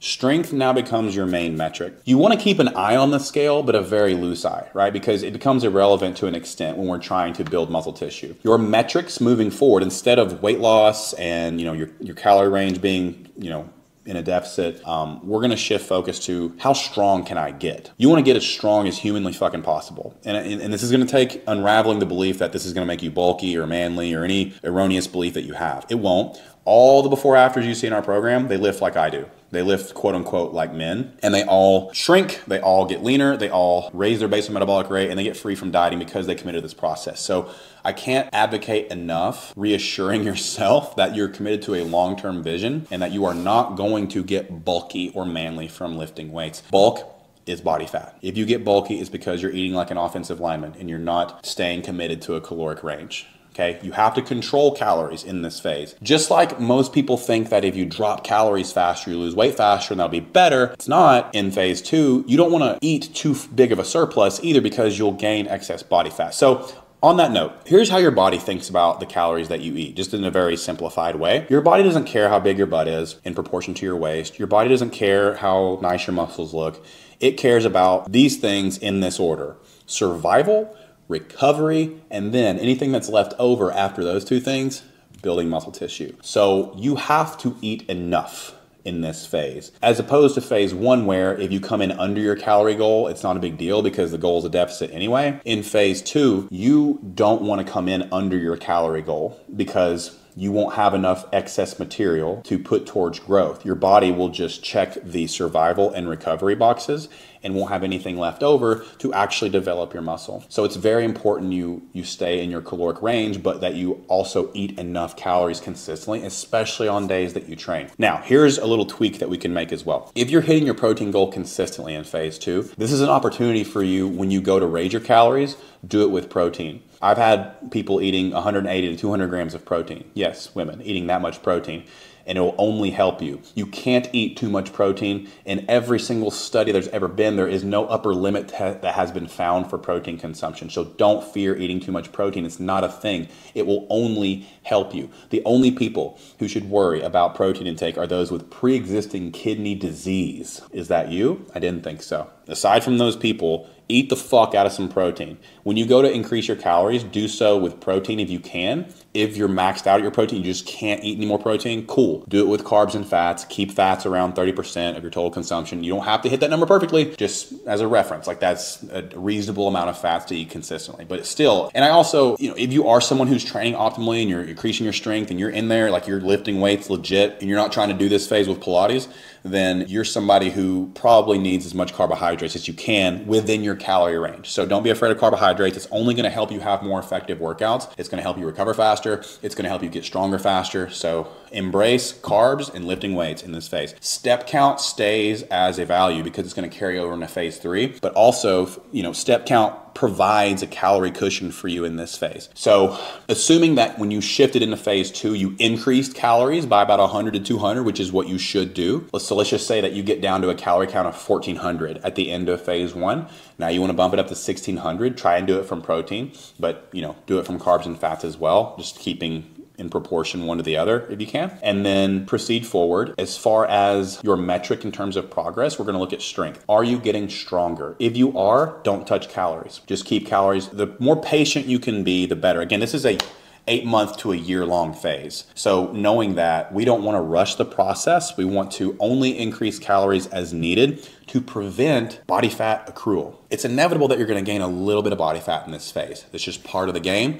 If you gain enough muscle proportionately, you won't even notice. You can do what's called a quote unquote lean bulk. It's it's a term that's thrown around a lot, but basically it just means that you're methodically increasing calories to the extent that it allows you to keep progressing, but not so fast that you gain excess body fat. The biggest mistake people make is eating too much in phase 2, and they gain body fat way too fast and they jump ship because they think they're getting fat. Because it's already mentally hard for a lot of women in this phase because your clothes are going to start fitting a little bit differently in some places, and it is so important for you to love your body where you're at and stay committed to this long-term goal, which is lifelong. It's a lifelong, what you do in phase 2 will benefit you for the rest of your life. Because again, it goes back to menopause, perimenopause, loss of skeletal muscle being a leading cause of death in the elderly from falls, right? From falling and breaking their hip. Like, there's so many carryovers to gaining muscle tissue. So don't think of it just in terms of I'm going to look hot in the mirror. I mean, that's great. It's a bonus. Also think this is the thing that's going to enable me to keep playing with my kids and my grandkids into old age. And I just saw that firsthand with my parents. My parents are in, almost both in their 70s and able to run around the yard with Denver because they have strength trained their entire life and stayed active. So I want that for you. So stay dedicated. When it comes to how many times you train per week, I mentioned earlier in this video, but I think 2 to 3 times is plenty. That doesn't mean that you're failing if you do less than that, by the way. And it doesn't mean you have to be in the gym for an hour. Simply look at your training and say, am I progressing week to week in terms of my strength? And again, I highly recommend if you are trying to do this with only Pilates or bar or F45 or Orange Theory, you're gonna have a hard time versus if you also add in conventional weightlifting so that you can quantifiably scale your progress. It's about being able to guarantee progress. It's not about me hating Pilates. It's about being able to take advantage of the excess calories you'll be consuming and make sure that it's put towards muscle tissue development. If you're not lifting something that's strenuous or taxing enough to elicit adaptation, then all you're gonna do is gain body fat because you're not subjecting your body to a stimulus that is challenging enough to elicit muscle tissue development. You have to force it. You have to force adaptation. And generally speaking, those types of things, whether it's Pilates, yoga, etc., they don't have enough of a challenging stimulus I'm not saying Pilates is easy. Never said that. Don't lose your minds. Listen to what I'm saying. Pilates is wonderful in addition to conventional strength training. They both have carryovers into the other. If you're here to get impactful body composition results, you need to be lifting weights. That is like the skyscraper analogy, right? 60-floor skyscraper. Doing Pilates to try and get to the top floor is like taking the stairs. Weightlifting is like taking the elevator. Pilates also is capped at the 40th floor while weightlifting takes you to the top. You can do both. But at some point, if you want to see more progress, which is why you're watching this video, you need to lift weights. And it's not just because I'm a meathead. It's because I do this with hundreds and hundreds of women on a daily basis. And it's also because you can guarantee your progress. You can say quantifiably, last week I squatted squatted 100 pounds for 10 reps. This week I squatted 110 pounds for 10 reps. Or, apply that to any exercise you're doing. I'm either lifting more weight, I'm lifting the same weight for more reps, or I'm doing more sets, more volume in the same time frame. How long should you be in the gym? Not very long. Think sprint versus marathon. When it comes to building strength, you only have so much material, again, calories, energy, glycogen, to put towards your workout. So prioritize the compound movements, the exercises I explained when I was talking about exercises earlier in this video. So, squats, bench press, shoulder press, rows, deadlifts. Prioritize those. Do those first. Do those first when you're fresh. Put the most amount of energy into those, and then anything else you do is bonus. But don't be in the gym longer than an hour. People think that longer duration is going to result in more change. Couldn't be further from the truth. You only have so much material to put towards growth. If you blow through that from a 2-hour-long training session and you're not eating enough to compensate for it, then all your body will do is check the recovery and the survival boxes. It won't check the growth box because there's no excess left over. Think about a sunburn. If you're in the sun for the perfect amount of time, what does your body do? It adapts. Right? It gets darker. So the next time you're in the sun, it can withstand that sunlight. If you're in the sun for too long, however, what does it do? Your body blisters, it breaks down. You've gone beyond your body's capacity to adapt, right? So you want to be in the gym for the perfect amount of time. And honestly, less is better. As long as your intensity is there, you can only do one exercise in the gym and have a 15-minute workout. But if you did more in that 15 minutes than you did last week in terms of the weight lifted, you will progress. I can't stress that enough. People focus on duration and frequency, like how many times per week and how long should I train? It doesn't fucking matter if you're not pushing yourself. You have to push yourself in that time. And that's the hardest thing to teach people remotely. Obviously, this is where a personal trainer, if they're worth a shit, has an advantage. They can actually teach you what exertion means. They can tell you that when it starts burning, you don't quit. That's the green light. When it starts burning during the set, that is when your body's saying, we're reaching that limit. We're reaching that line that we normally don't cross. And you decide, fuck you, body. I'm going to push you 2 more reps. And those 2 more reps you did beyond your normal capacity is what elicits development. Don't be afraid of that. Push yourself. Make it a challenge, right? Because your inner wuss is going to start talking to you normally when you're training, assuming you're training hard enough. Because most people think that if you're moving around but you happen to be holding dumbbells, that's going to amount to change, right? People think if you count to 10 and stop and it wasn't hard at all, you're going to see some progress just because you did 10 reps. No, they need to be hard. They need to tax you. It needs to be difficult. And also, again, I can't stress enough, this doesn't mean you have to get under a barbell that's 200 pounds day one. Hard is relative to where you are. Maybe 5-pound dumbbells are hard for you. Awesome. That's where you start. You don't have to deadlift 600 pounds. I highly recommend you don't, actually. Meet yourself where you're at and lift the weight that is challenging for you. And then next week, challenge yourself a little bit more. And then once you get results from this shit, you'll get it. You'll understand. You'll say, oh, this is why I'm pushing myself. And then you'll want to do it. And it becomes less of a chore and more of a privilege. You're like, I get to do this shit. I look forward to this. And then guess what? Your kids see you doing it. And when it comes to parenting, I know I'm kind of getting off track, but this is important. When it comes to parenting, you got to live the example that you want them to implement. Like you have to live the life that you want, like the values you want your kids to have, you have to live those in front of them. And if they see you kicking your own ass in a workout, even if it's like you doing lunges around the living room while they watch Bluey and eat fucking dry Cheerios off their high chair, that they're going to learn. They're going to see mom saying, damn, mom, this was so important to mom that she got it in while feeding us breakfast. She didn't even have time to go to the gym, so she did it from home. This is how important, getting stronger must be. Those are the things you'll teach them. So it goes even further than all of this. It's beyond the looking sexier in the mirror. It's beyond fitting in that dress or the bikini or whatever it is. This is values that are going to break familial cycles of dysfunction with nutrition. So that is another reason why this takes time. It's harder than taking a weight loss shot, but it's something, you can't inject values. So this is a process that will bleed over into other areas of your life because it's going to take you setting boundaries with people. If walking is all of a sudden of value to you and you don't want to watch Netflix with your fat ass husband anymore, then okay, maybe your husband's not fat. Okay. You're going to have to set boundaries with people who are used to the old you, right? When you raise your waterline of boundaries and values, everyone else is either going to sink or they're going to support you. So You may have to do things differently in order to uphold these new values. I mean, it's spoken values versus lived values. It's what you say is important versus what you do every single day. Okay, and you're going to have off days, by the way. You don't have to be perfect every day, but for the most part, you are adopting new values, and they're resulting in a new reality that's going to shake up your environment. So along these 4 phases, anticipate that. That's the point of that huge segue. Anticipate that this will disrupt your environment, and then it won't be such a surprise, and you can hold composure when it upsets other people, that your body's starting to change, your mindset's starting to change, your health is starting to change, and you become a stronger human because of this. Stronger parent, stronger partner, etc. Maybe you're a dog mom. You'll be the strongest dog mom ever. Phase 2 generally lasts 8 to 12 months with people. And by the time you are through phase 2, your calorie count should have risen quite a bit. A few hundred calories at least.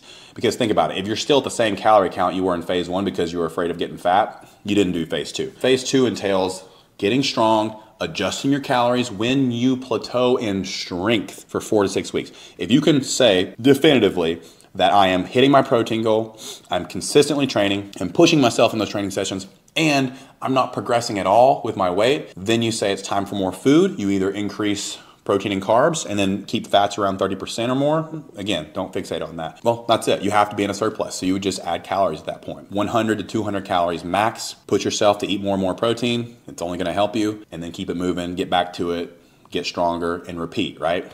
By the end of this process, phase 2, you should substantially be stronger. Your calorie count should be higher. You should, be eating a lot more protein than you were in phase 1. But you can quantifiably say, I have gotten stronger. I have increased my core lifts, the compound lifts, squats, bench press, shoulder press, deadlifts, rows, lunges, split squats. All those things have increased in weight that I'm using, and the repetitions that I'm cranking out with higher amounts of weight. And you should have a pretty damn good hold on training now. Like, you should be training consistently. It should just be a part of your life. And now we go into phase 3. What is phase 3? Phase 3 is body fat reduction while maintaining the muscle that you just accrued in phase 2. So we're going to be cutting body fat from a higher calorie count. Let's just say that, in phase 1, your end calorie count was somewhere around, again, 1,400, maybe even 1,200 for those of you who are a little shorter. Your calorie count at the end of phase 2, hopefully, is above 2,000. And a lean 2,000, right? Like, again, we want to minimize the amount of body fat accrued in phase 2 by doing a gradual caloric increase. In phase 3, we now implement the exact same principles as phase 1, but from a higher protein count, hopefully, a higher overall calorie count, and we are going to let our steps be the thing that moves the lever in terms of weight loss. We're going to go back into averaging 0.5 pound to 1.5 pounds of loss per week. And the lower you are on that spectrum, the more muscle you'll maintain. So it's all about the exact same principle. You're going to continue to strength train, and you're going to continue to try and get stronger. Your lifting never changes from one phase to the next. The method that gains muscle is simultaneously the best method for maintaining it. So the goal is always to get strong. Even if you're caloric deficit, even if the goal is weight loss, the goal is to get strong, and that will maintain the tissue you just worked so hard to gain. Because if we lose that tissue in phase 3, defeats the whole fucking purpose. So go ahead and reduce your calories, 100-ish to 200-ish calories, right? Keep protein where it is, by the way. Decrease carbs and fats along the way. Like, you don't want to touch protein. Ideally, you never touch protein once you've increased it. It just stays, perpetually high, and that will help you maintain that muscle. You'll burn more calories because of the thermic effect of food. It'll keep you from having to take calories away, etc. Because again, once you take away so much food, there's nowhere to go from there. Defeats the whole purpose. So the idea is not to eat as little as possible and rush fat loss. The idea is to lose body fat while eating as much as you can. That is the goal of any fat loss phase, right? So we gradually, like if you plateau, again, increase steps before you take away calories. This phase can go a little bit faster than the first time around because you're burning more calories at rest. So you respond faster this time because your basal metabolic rate has increased as a result of the work you put in phase 2. So you're burning more calories around the clock right now. The end goal of phase 3 would be a leaner physique, and ideally it kind of varies by the person, but at the same or a higher weight than what you ended in phase 1 because you have more muscle. So of course you're probably going to weigh a little more at your leanest than you did in phase 1. Muscle, again, it's more dense than body fat. It takes up less space at the same weight. So I would not worry too much about the scale. I would use your inches on your waist and your visual appearance in the mirror as your main two metrics. Because let's just ask yourself, if you looked how you wanted to look naked, would it matter how much you weighed? Would you even care? If you looked amazing to yourself, and you got the results you wanted, would you care what you weighed? So why fixate on the scale? The scale is such a fickle bitch over time. So instead of fixating on it, let's stay focused on the things that matter. So look at your waist inches. By the way, waist inches are more reliable long-term than the scale anyway. They progress more gradually. They don't fluctuate nearly as much. It's more of a gradual decline down. So if you use that as your metric, you'll probably stay more sane if you're someone who the scale really messes with, right? We have clients in our program who haven't weighed in 2 years and they've gotten amazing results. So you don't have to use a scale. It is one metric that we use. It's not the only metric, nor is it the most important metric. So keep that in mind. Try to get stronger. Try to maintain your strength. Once you're at a point where you can definitively say, okay, I've reduced body fat to such an extent, I can see a very substantial difference in my body. My muscles are more visible. I'm still at a pretty high calorie count. I'm still active, I'm still training. You're gonna have to make a call at some point where it's like, this is enough. I am lean enough. And honestly, the more muscle you have, the leaner you're gonna look regardless. But a lot of this is subjective, and not only think about the end result, but what result can you maintain long term? We wanna have some kind of level of balance in our life. So I wouldn't use, don't use goal weight this time around. You're already tracking your calories, so you don't have to calculate a new goal weight. You simply subtract calories from where you're at, because we don't know what you're gonna look like at that weight now. You've changed composition. Just like you look different at 150 in your 60s than you did at 150 in your 20s. You're gonna store body fat differently. Your body's gonna be, your body fat's gonna be distributed a little bit differently. You're gonna have more muscle tissue, so everything changes a little bit. So I wouldn't fixate on some goal weight. I would simply reduce calories from where you're at. Again, you've been tracking calories, so this isn't a problem, right? Right? Okay, good. So at the end of phase 3, once you've decided enough is enough, this is where I want to stay, I'm happy, I got results, now we start shifting into maintenance forever, which is phase 4. You've been tracking calories up to this point. You've done it for a long time. Assuming you've spent the amount of time needed, which again, phase 1, usually 6 to 8 plus months. Phase 2 is usually 8 months to a year plus. Phase 3, 6 to 8 plus months usually. Okay, so you're looking at around a 2-year process minimum. If you've been tracking calories off and on, at least to some degree of accuracy for 2 years, you are ready to become an intuitive eater. You probably don't even realize it. I tracked calories for about 6 years. You don't have to do that. I'm condensing your workload here. But because of that, I can now look at a bowl of rice and say, that's 200 grams of rice. I can look at a plate of chicken breast and say, that's 250 grams of chicken breast.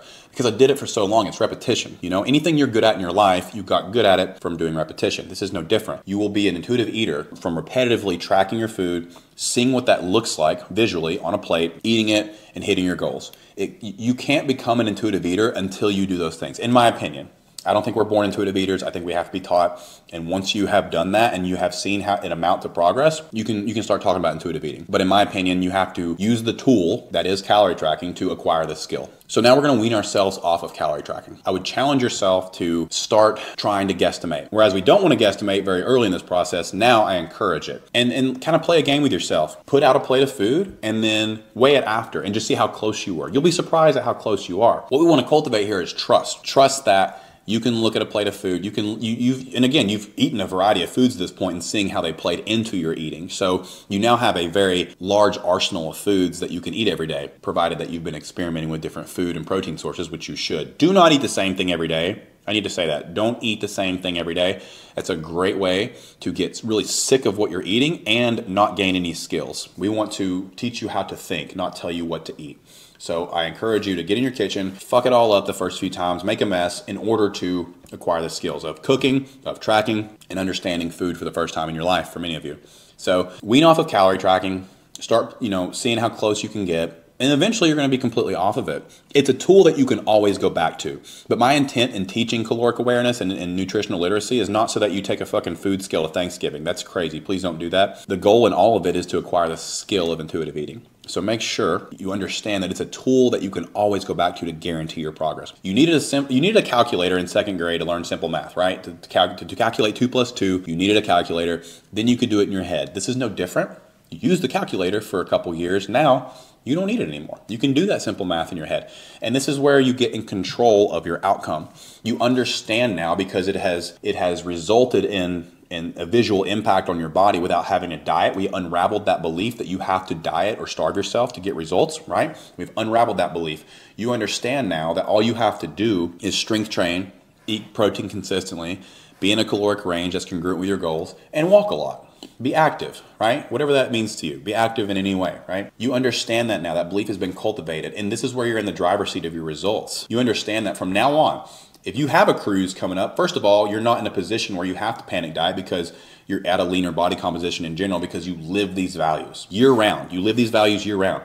You don't fall off the wagon anymore because it's become a part of your identity. You're someone who, understands how important protein is. You understand how important it is to be strong. You understand how important it is to eat nutrient-dense foods and satiating foods, and also eat some processed delicious foods here and there. And you don't panic when you do eat those, right? Like this, your whole reality will shift as a result of practicing these things. And therefore, you are in the driver's seat. Before, you were out of control. You had no idea. You always assumed you overate on the weekend, which led to the scarcity Monday morning with fasting or cutting sugar, etc., to try and erase the quote-unquote bad thing you did. No more of that now. There's no oscillation. There's no swinging back and forth with your behavior. Now, you can go throughout the week, indulge here and there, right? Like indulge 2 or 3 times throughout the week so you don't feel like you have to go all out on the weekends. It's like, no, I already scratched that itch. I'm good. I don't have to, eat 6,000 calories of Mexican food on Saturday, right? I don't have to, when I can go to brunch with the girls. They're all asking me what I did. Just tell them Maverick Willett helped you with your body composition. But you don't fall off the rails. You can have a marg or two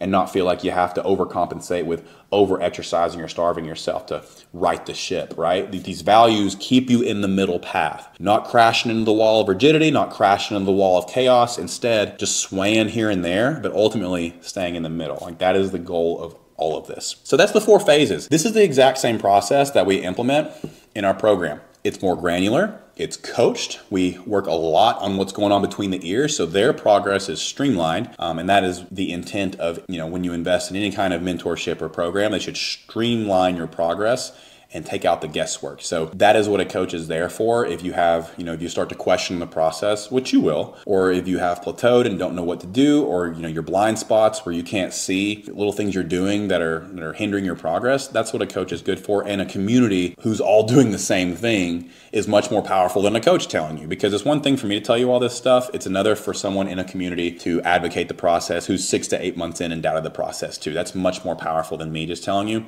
So if you're not someone who's in a position to invest in what we do, I do have a free Facebook group you can go in. I go live in there every week. I give a ton of free information there too, to where if you implement it, you'll get results. Yeah, I went live for an hour last week. So that's something I just want you to win regardless. And so that is the 4 phases of body transformation. Now, if you're a woman over 35, this next step is going to be extremely important for you, and a place where I will give you information you will not find anywhere else. If you are in perimenopause, menopause, postmenopause, if you have PCOS, insulin resistance, hypothyroidism, Hashimoto's, or you experience debilitating PMS symptoms, this is for you. Hormones.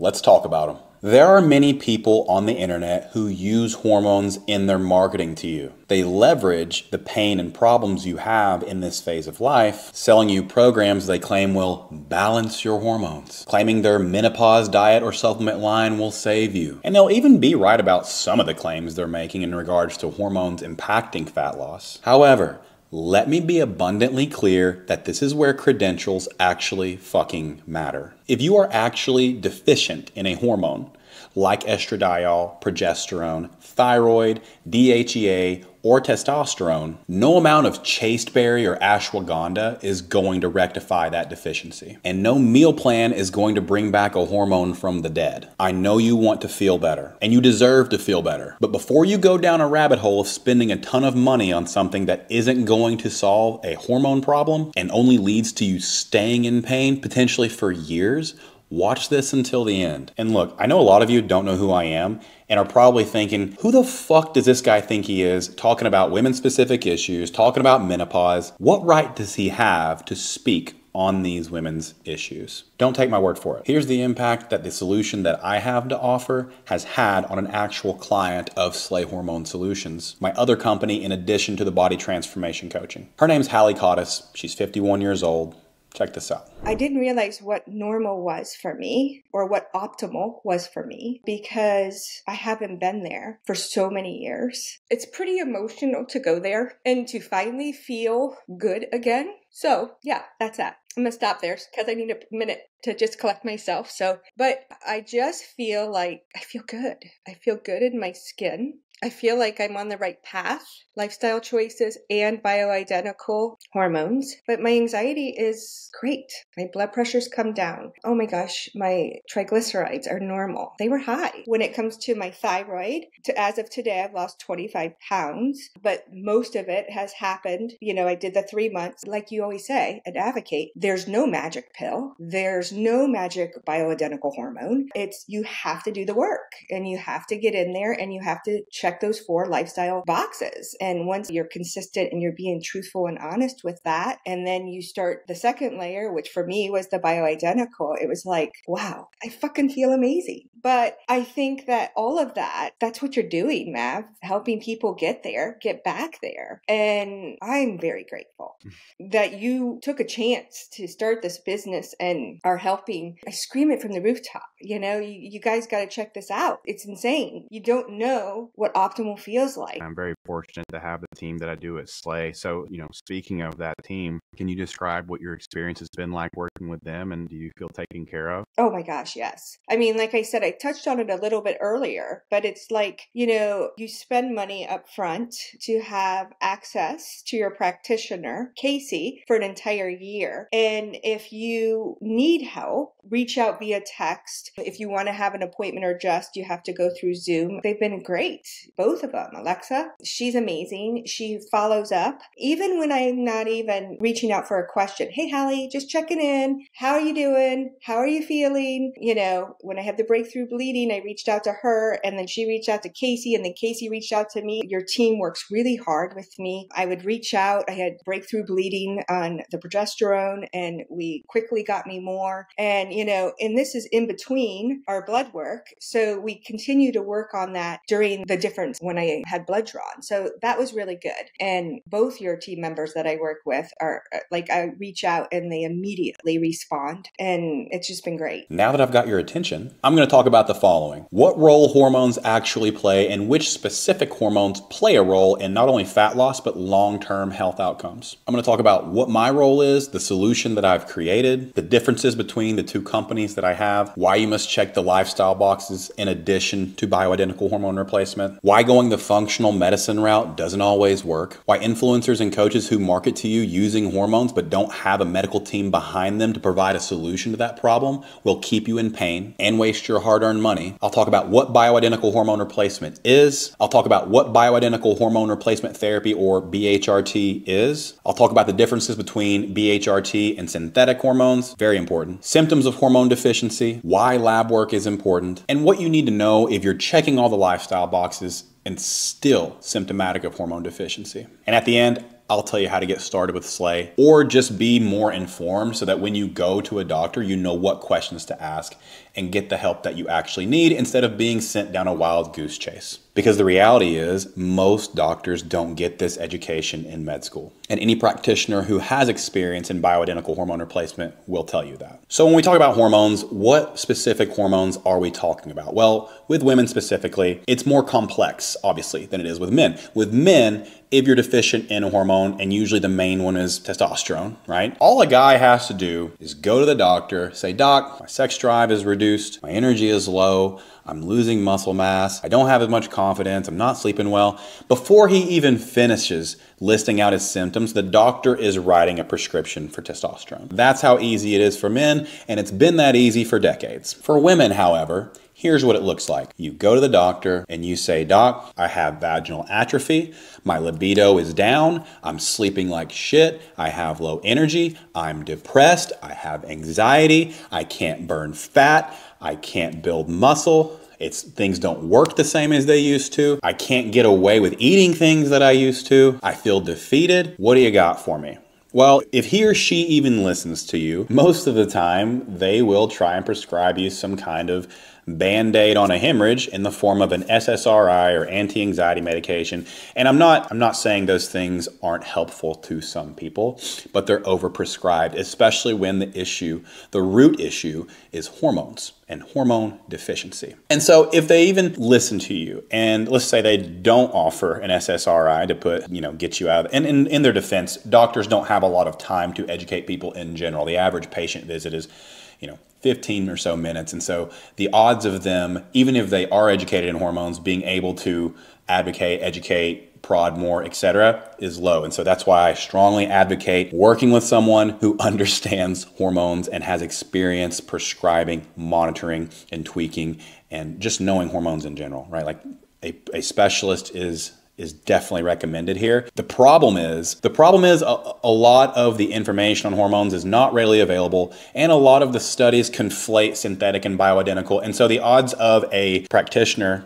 especially a general practitioner, understanding the role that hormones play and how they can be optimized, very low. So assuming they don't try to prescribe you an antidepressant, they will probably, if you've watched my content or some other content and for some reason you know that you need lab work, if they're even willing to do lab work, because a lot of practitioners will fight you on lab work alone, they won't even get the right labs or know how to interpret them. And so now what happens is they get your labs done and you fall within 2 hash marks on a piece of paper. These ranges on lab work are based on a sickly elderly populace, right? A lot of you have probably heard the label normal. They'll look at your lab work and they'll say, oh, well, your estrogen is normal, your thyroid is normal, therefore, and then they'll just kind of throw their hands up and send you on your way. Meanwhile, you remain symptomatic. So the bucket that you typically fall in with general practitioners is you're out of the reference ranges and you're not symptomatic as defined by them, and so they do nothing. The other bucket is you are within the ranges and you are symptomatic and they still do nothing. So what are you left with?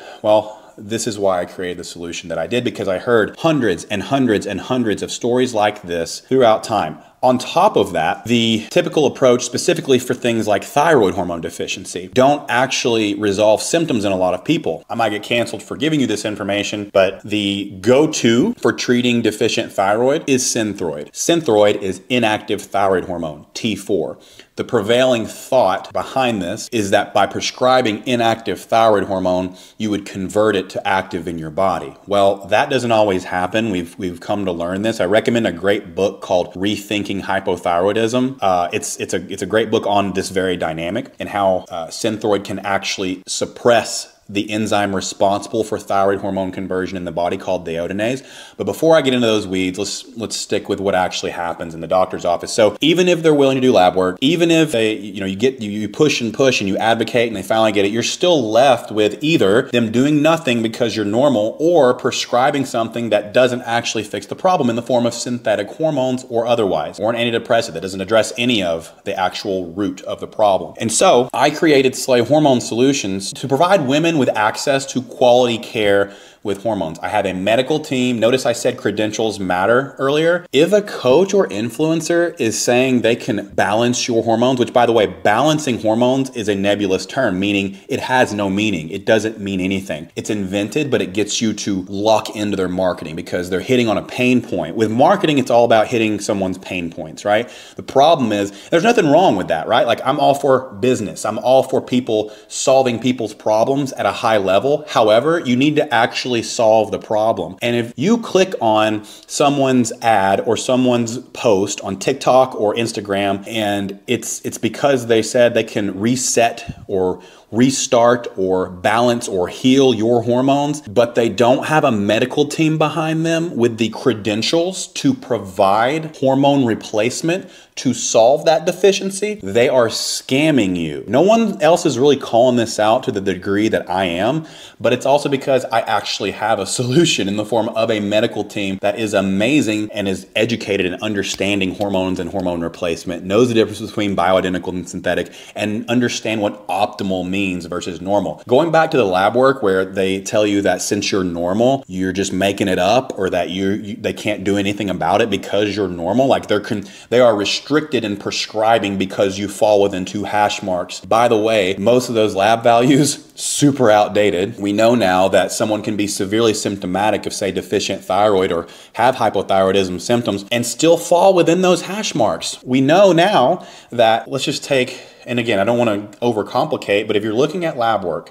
and you see that your free T3, for example, your active thyroid hormone, is within the 2 hash marks, but you're like on the low end, how someone feels on the low end of that range can vary drastically where someone feels on the high end of that range. We want plentiful amounts of these hormones, not normal amounts. Normal is suffering, and we don't want you to suffer. So this is why I said to myself, I need to provide a solution to the women who are in fact checking the lifestyle boxes that I've described earlier in this video. There are hundreds, if not thousands, of women who are checking those boxes, who are in a caloric deficit, who are strength training, who are eating enough protein, and they still feel like shit. And if you feel like shit, you don't feel like checking those boxes consistently. If you just want to stay in bed all day because you don't have the hormones that gave you vitality for 40 years, and on top of it, you go to a doctor and they completely invalidate you and tell you that this is just part of life, that is defeating as fuck. I would imagine, again, I've never been through it, but I've been brought to tears many times by women like Hallie and women that we work with in the coaching program who do work their ass off, but it's not equating to results. So I thought to myself, how can I solve this problem? So I created Slay Hormone Solutions. Slay Hormone Solutions is bioidentical hormone replacement therapy. And then I became educated on hormones. I've put a lot of energy and a lot of time into trying to understand from women themselves what it feels like to go through perimenopause and menopause. And then I also went and educated myself on how to solve that problem. And best of all, it's all backed by the most current medical literature on bioidentical hormones. And I list all of that data on our website at slayhormonesolutions.com because I am evidence-based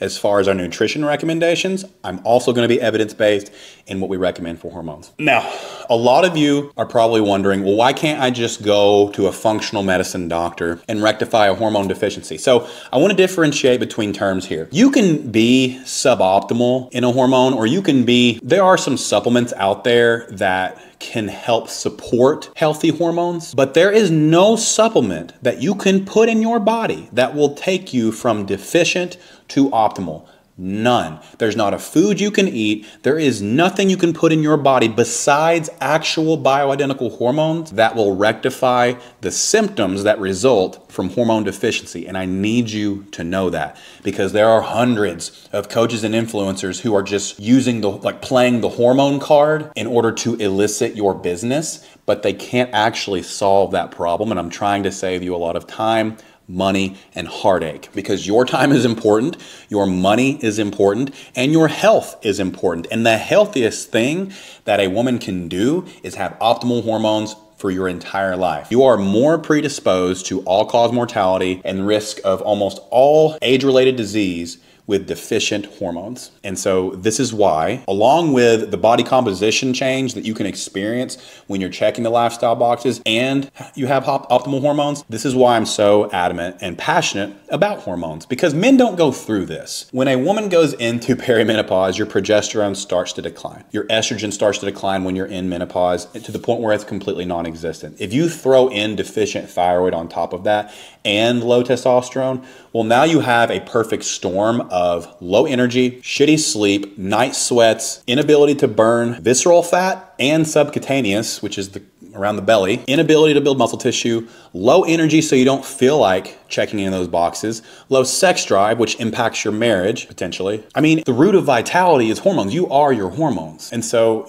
if I could somehow prevent that, I'm gonna, and that's where Slay was born. Now, there is a difference between the two companies. I just wanna make that clear. Body transformation is Slay Online Coaching. Hormone replacement is Slay Hormone Solutions. So 2 different things. Don't wanna get you confused. But when you have both of those things, when you are checking the lifestyle boxes, consuming nourishing nutrition, strength training, all the things I advocated in the beginning part of this video, and you're still symptomatic, hormones are your rocket fuel, because now you're going to feel your best and amplify the results you get from checking those boxes. So that's the difference between the two companies. Just wanted to clarify that. So what specific hormones are we talking about? Estradiol, progesterone, DHEA, and thyroid are the big four, with testosterone being a huge one as well. I know that people play the cortisol card in their marketing. Acute rises in cortisol don't mean anything. What is an acute rise in cortisol? It's the rise in cortisol you experience from exercise, from coffee or caffeine. Those things are normal,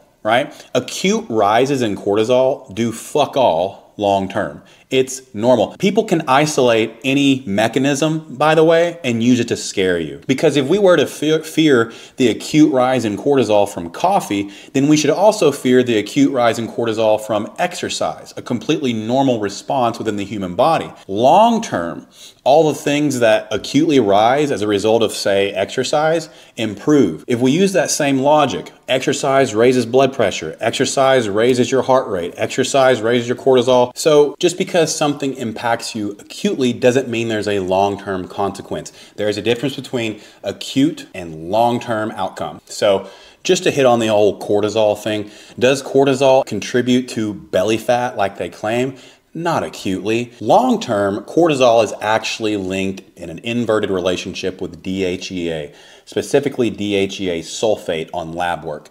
If you have declining levels of DHEA as you age, we usually notice an increase in cortisol. Unless you have Cushing's disease, there is no negative outcome of acute rise in cortisol. So let's talk about estrogen. What role does estrogen play? What is estrogen? Estrogen is actually a class of hormones. When you look at lab work, sometimes it will say E2 or estradiol. They're the same thing. Estradiol is actually just one hormone in a class of hormones that make up estrogen. Estradiol is the only estrogen produced in the ovaries. When you go into menopause, your ovaries stop producing estrogen. And there's also a hysterectomy, or otherwise referred to as medical menopause, where you have removal of the uterus. So I'm sure you've heard of the term menopause belly. This happens because when you lose estradiol, all that's left are the other form of estrogens, which have a lot of receptors in the midsection. Having plentiful levels of estradiol helps prevent temperature dysregulation and hot flashes. It also protects against vaginal atrophy, urinary incontinence, and UTIs. It also protects against heart disease, stroke, osteoporosis, Alzheimer's, and memory loss. So you're starting to see why we don't want to be without this hormone that provided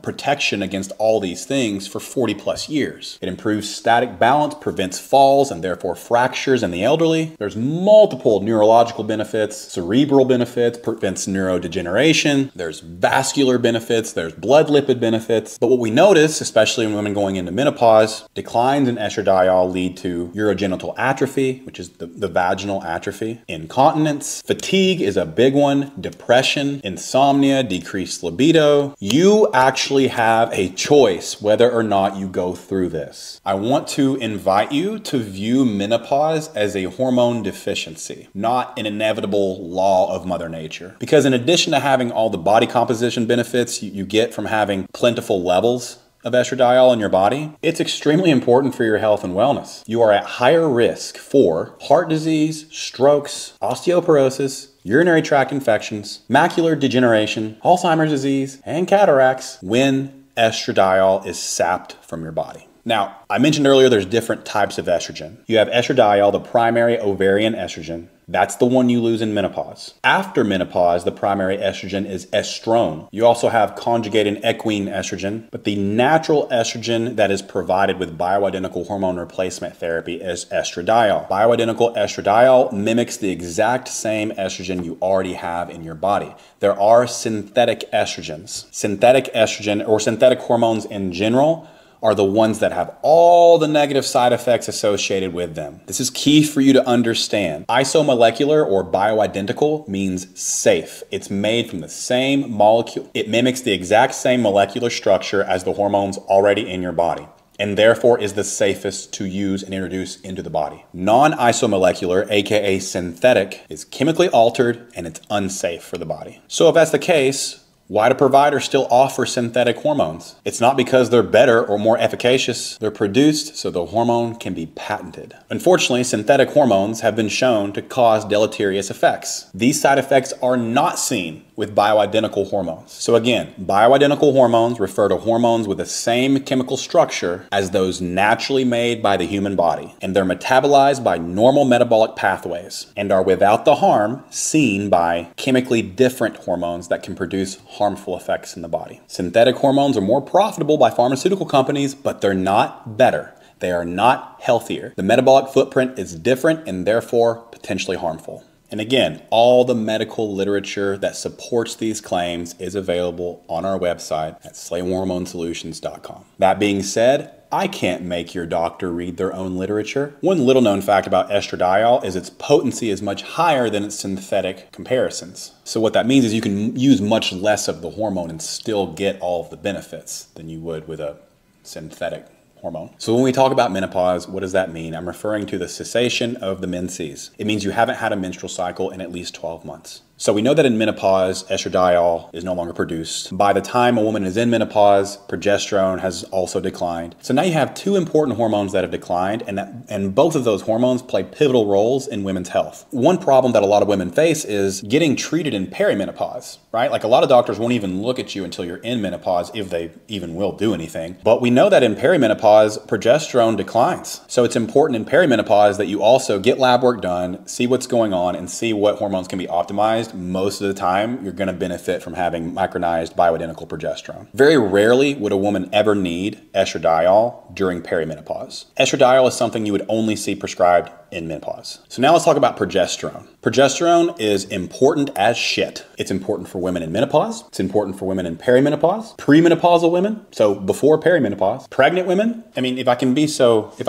bold, no woman should be without progesterone. Progesterone is also secreted by the ovaries, so that's why in menopause we see usually non-existent levels. It's excellent for women experiencing extreme PMS symptoms. Can really help regulate those. It helps decrease bloating and headaches seen in menstruation. But again, bioidentical progesterone is the hormone that we want to focus on. Synthetic progestins, like the ones we see with birth control, frequently cause bloating, headache, fatigue, weight gain, depression, CAD, CVD, and even dementia. Micronized bioidentical progesterone is not associated with any of these things. In fact, it helps prevent them and protect against them. There are progesterone receptors in the uterus, the breasts, the vagina, the blood vessels, the bones, and the brain. Uterus or not, all menopausal women need progesterone and simultaneously avoid progestins. Remember, bioidentical, synthetic. Bioidentical, good. Synthetic, bad. One of the coolest things about progesterone is the feel-good benefit. I can tell you that all our Slay clients that are on micronized bioidentical progesterone fucking love it. Helps you sleep better, helps you feel better. When you sleep better and you feel better, you feel more like doing the shit that you need to do as far as creating an energy deficit and losing body fat. Now, you might have heard risk of estradiol feeding estrogen-fed cancers. So progesterone actually works synergistically with estradiol to help offset any risk that may be present with that. Progesterone actually helps oppose that stimulation to the uterine and breast tissue that estradiol can have. If you're still menstruating, we usually see progesterone peak at day 25 of your cycle, around that. So having optimal levels of progesterone can help these sharp rises and falls feel less like a roller coaster. And this is why progesterone really helps with PMS symptoms, because what you experience with PMS is sharp rises and falls in estrogen, in progesterone, and the relation of one another to each other. And so having stable levels of progesterone can help offset a lot of these things these symptoms that you feel as a result of PMS. Because during your cycle, typically estrogen peaks around day 15 and progesterone peaks around day 25. So you've got a 10-day window there where your estrogen is higher than your progesterone, and then they kind of meet, right? But if we replace progesterone, then it stays up here, and so that there's just less of that PMS roller coaster that a lot of women experience. Now let's talk about thyroid. This one's super important. So you have your thyroid hormone, which is T3 and T4. T3 is active thyroid hormone, T4 is inactive thyroid hormone. They're produced by the thyroid gland, which is in your throat. Your pituitary gland sends thyroid stimulating hormone to the thyroid. And so it's actually your pituitary gland that produces what's called TSH, thyroid stimulating hormone. This is what what stimulates the thyroid gland to produce thyroid hormone. And so you've got pituitary talking to the thyroid. Thyroid hormone and having optimal levels of thyroid hormone can literally make or break your quality of life, your ability to burn fat, your energy levels, your sleep, your skin quality, your hair quality. It's extremely important. So when I talk about active thyroid hormone, I'm referring to T3. Free T3 on lab work is a really important lab marker because that is your metabolism. If we could encapsulate metabolism in one hormone, free T3 would be that hormone. So the higher your circulating levels of free T3, the higher your metabolic rate is going to be.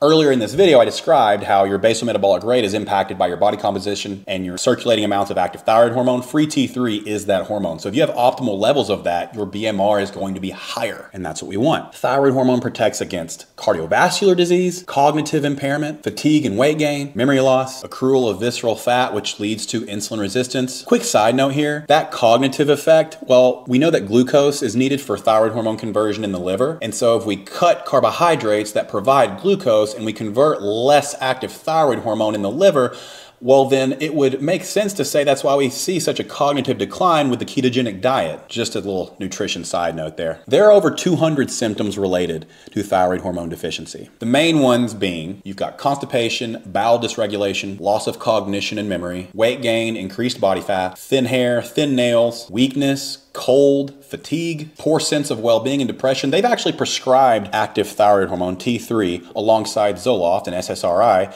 and they found that the efficacy of the SSRI was 10x than when they prescribed just Zoloft without the T3. So we know that active thyroid hormone has a profound effect on preventing symptoms of depression. I want to differentiate between two terms here though.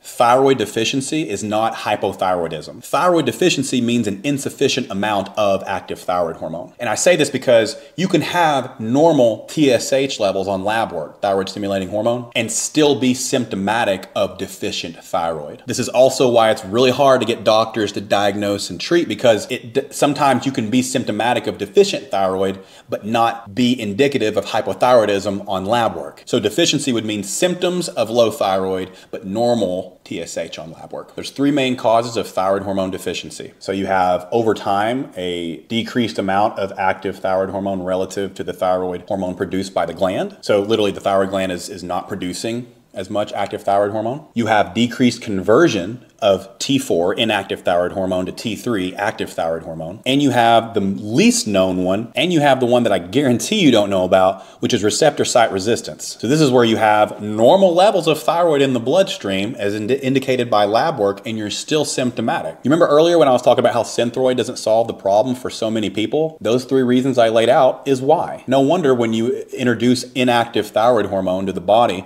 if someone has receptor site resistance or isn't converting T4 to T3, that's why so many people remain symptomatic despite using a medication that a doctor told them would solve the problem but really can't. If your production of active thyroid hormone from the thyroid gland decreases, we see TSH, thyroid stimulating hormone, increase. If your conversion to active thyroid hormone decreases, this will probably have no impact on your TSH. If your receptor site sensitivity decreases, this also will have no impact on TSH. So basically put, if your thyroid gland stops talking as much, aka producing thyroid hormone, then your pituitary gland will pick up on that and hear it and start sending it more TSH, thyroid stimulating hormone, so it can produce more. Your pituitary gland will start working harder if your thyroid gland stops talking as much. But what your pituitary gland can't hear is receptor site resistance and decreased conversion. Those happen outside of the thyroid gland, so your pituitary gland won't know to send it more TSH. Has a doctor ever explained any of this to you? Didn't think so. So all three of those scenarios equate to symptomatic of thyroid deficiency, but only one results in increased TSH levels, which would indicate primary disease. It is your active thyroid hormone, your free T3, that is responsible for all the symptoms of thyroid deficiency, not TSH and not T4. So why am I telling you all this? Because I want you to be educated. I want you to know how intricate hormones are. I want you to know more than anyone else out there so you can be armed against Influencers who are saying they can solve a hormone problem, but don't have a medical team that can provide the bioidentical form of that hormone to provide a solution to that problem, and doctors that won't know the difference between bioidentical and synthetic and don't know how to optimize or interpret relevant lab work. I'm not just sitting here trying to sound smart. I'm sitting here educating so that you're not in the dark and you can actually advocate for yourself and turn your quality of life upside down in a very good way. Most people don't know this shit. So a lot of you will ask me, well, if I'm getting lab work, what is the optimal range? Optimal is where you feel best. At Slay, our philosophy is to treat symptoms over numbers. And so we do lab work to get a baseline. We want to see where you feel shitty at. We also want to see what impacts the bioidentical hormones have on your existing levels. So that way we can determine if you have receptor site resistance, that the hormones we're giving you are indeed what we say they are. They are. And I say that because there's a lot of companies out there,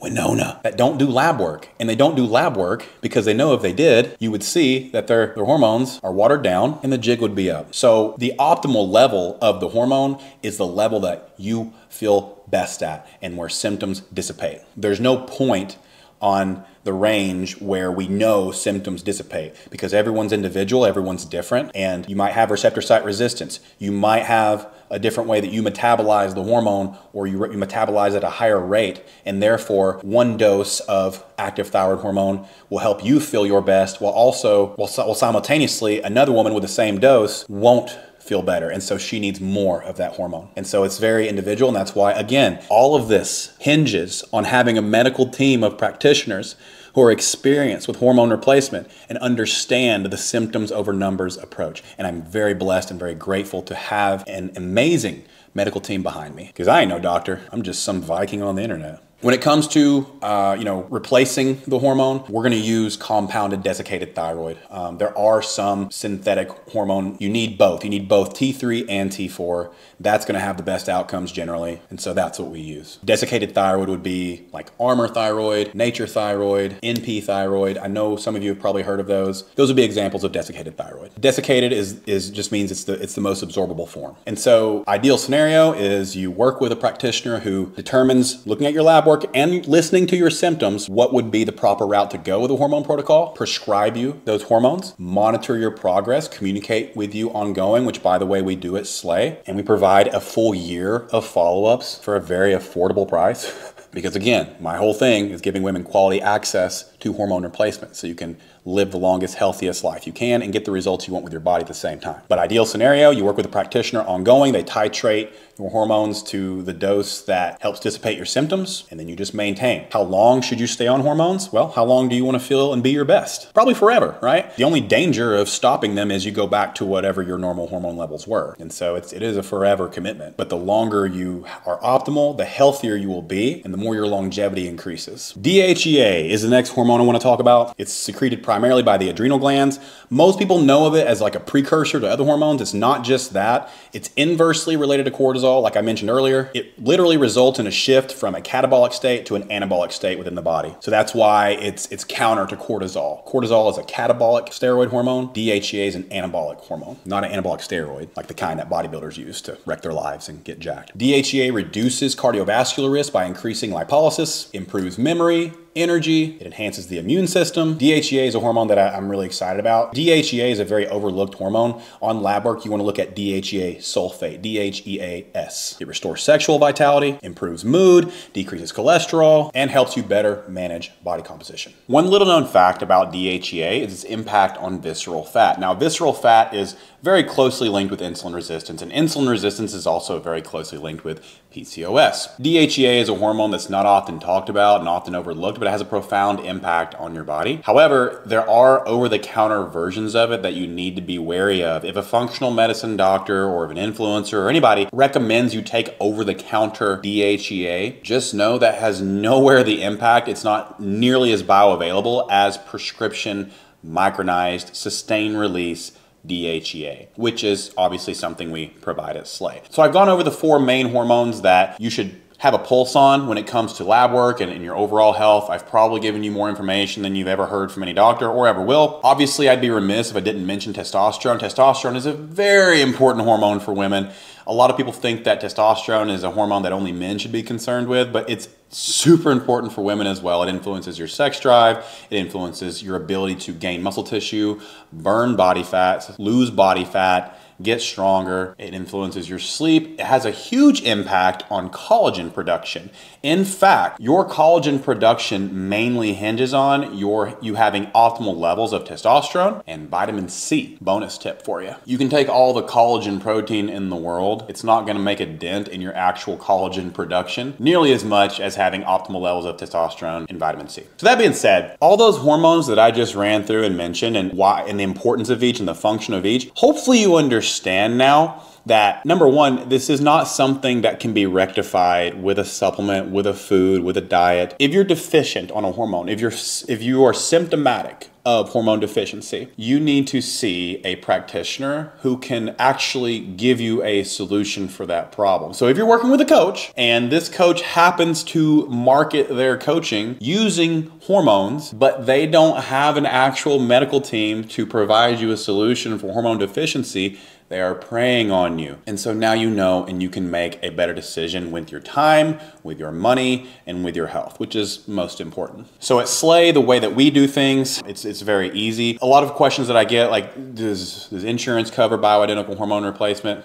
No, they don't. Insurance companies don't care about optimization. They might help if you're out of the range on the lab work, and hormone replacement would put you in the range. But even if they do, they're only going to cover patented drugs. They generally don't cover compounded bioidentical hormones. So Slay is a cash pay company only. However, when you factor in the cost of what we do and compare it to what you would pay if you had a copay plus insurance, etc., it's pretty comparable and most of the time really affordable. We start with lab work. You can get that through our portal on the Slay website. After you get your lab work done, and you have two options there, by the way, you can go to a local lab corp, or we have a mobile phlebotomist come to your home, so you don't even have to leave your home for any of this. You get the results 2 or 3 days later, then you schedule a consult with our team. Then my team of hormone practitioners will sit with you on a Zoom call, break down your lab work, explain and educate from a holistic perspective, hormone perspective, all of it. Like, we cover everything. Because again, we're in this so you can thrive. We're going to fix the hormone piece. We're also going to look at your blood lipids, your cholesterol, and have recommendations for that as well. My team is incredible at this. And then after that consultation, my team will make recommendations. You get your hormone protocol to your door within 7 to 10 days. And then over the course of the next 4 to 6 months, you work with my team and titrate or change or tweak as needed depending on how you feel. Again, we are symptoms over numbers approach, so we're going to continuously ask, well, how do you feel? How do you feel? Are you experiencing any symptoms, etc.? And we just work with you until you feel amazing. And like I said,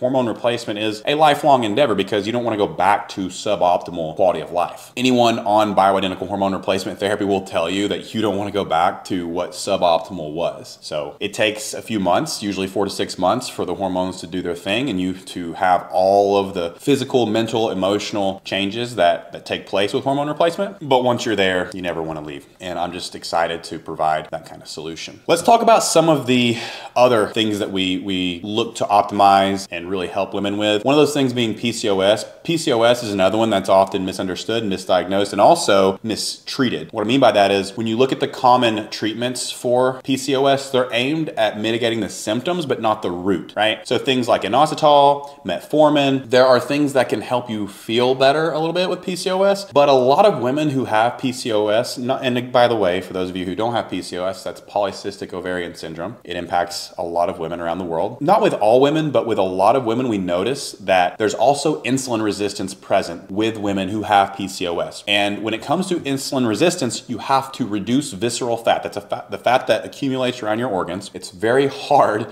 to decrease with just a calorie deficit alone. And that's why a lot of people struggle. And so to reduce visceral fat, you have to have optimal levels of active thyroid hormone, free T3. Once you have optimal levels of free T3, remember the illustration I gave earlier with the pituitary gland talking to the thyroid gland? Just because you have normal free T3 doesn't mean you're going to feel your best, and it doesn't mean that you are optimal, because again, your receptor site resistance could be at a point where you don't have the same quality of life at a certain level that someone else might. So that being the case, we work with you to optimize. Once free T3 is optimized, we can reduce visceral fat and insulin resistance improves, and then that has carryover into women who have PCOS. Now, obviously, my medical team works in depth with our clients on these types of challenges, but I just wanted to give some education there, specifically with PCOS, because there's a lot of women with PCOS who are suffering, and then they, work with a naturopath or a functional medicine doctor. And again, no shade against those professions. They're great, but if they're not actually replacing the hormones, you're probably going to have a tough time. So that's why it's so important to work with someone who not only understands women's hormones, but can interpret lab work, relevant lab work,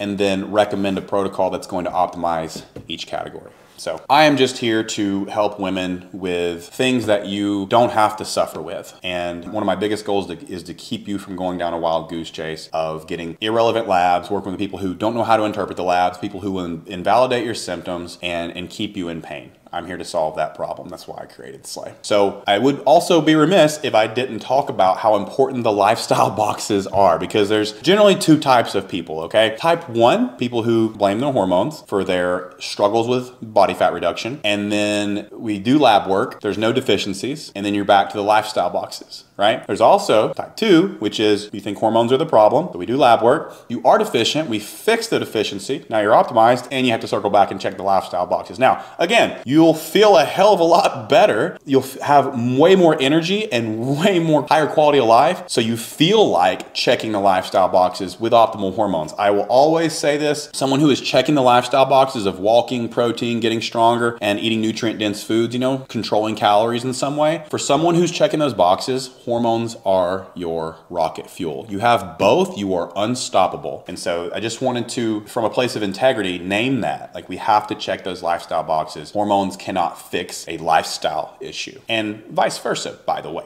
Checking the lifestyle boxes won't fix a hormone issue. You need both. So get your lab work done. If you have questions, you can always DM me. I talk a lot more about hormones on the Slay Hormone Solutions Instagram. So if you like what I laid out here and you want to learn more, go to that Instagram, follow me. When you're ready to apply to have hormone replacement, if you're in that stage of life, or if you're even curious about it, check out the website. You can get started right there. Right now, we're licensed in 12 states. We are going to be licensed in nearly all 50 eventually. So get excited. I am, and that's hormones. Now we're going to talk about what most of you asked me questions about when I do an Instagram Q&A, or I ever take questions on social media, and that is supplements. My least favorite topic. Why is it my least favorite topic? Because it has the least amount of impact on your results, and yet people fixate on it. Why do you fixate on it? There's two things that are keeping people stuck with supplements. One, the advertising is really good. It preys upon people, and also supplements aren't really heavily regulated. So like, you can see all kinds of claims on these supplement canisters that actually have no scientific data behind them. And two, you just like to be distracted. I can't tell you how many people have asked me about things like fat burners, collagen protein, creatine, just like ketones, super greens, fucking alkaline water, hydrogen water. Like, people will literally buy anything.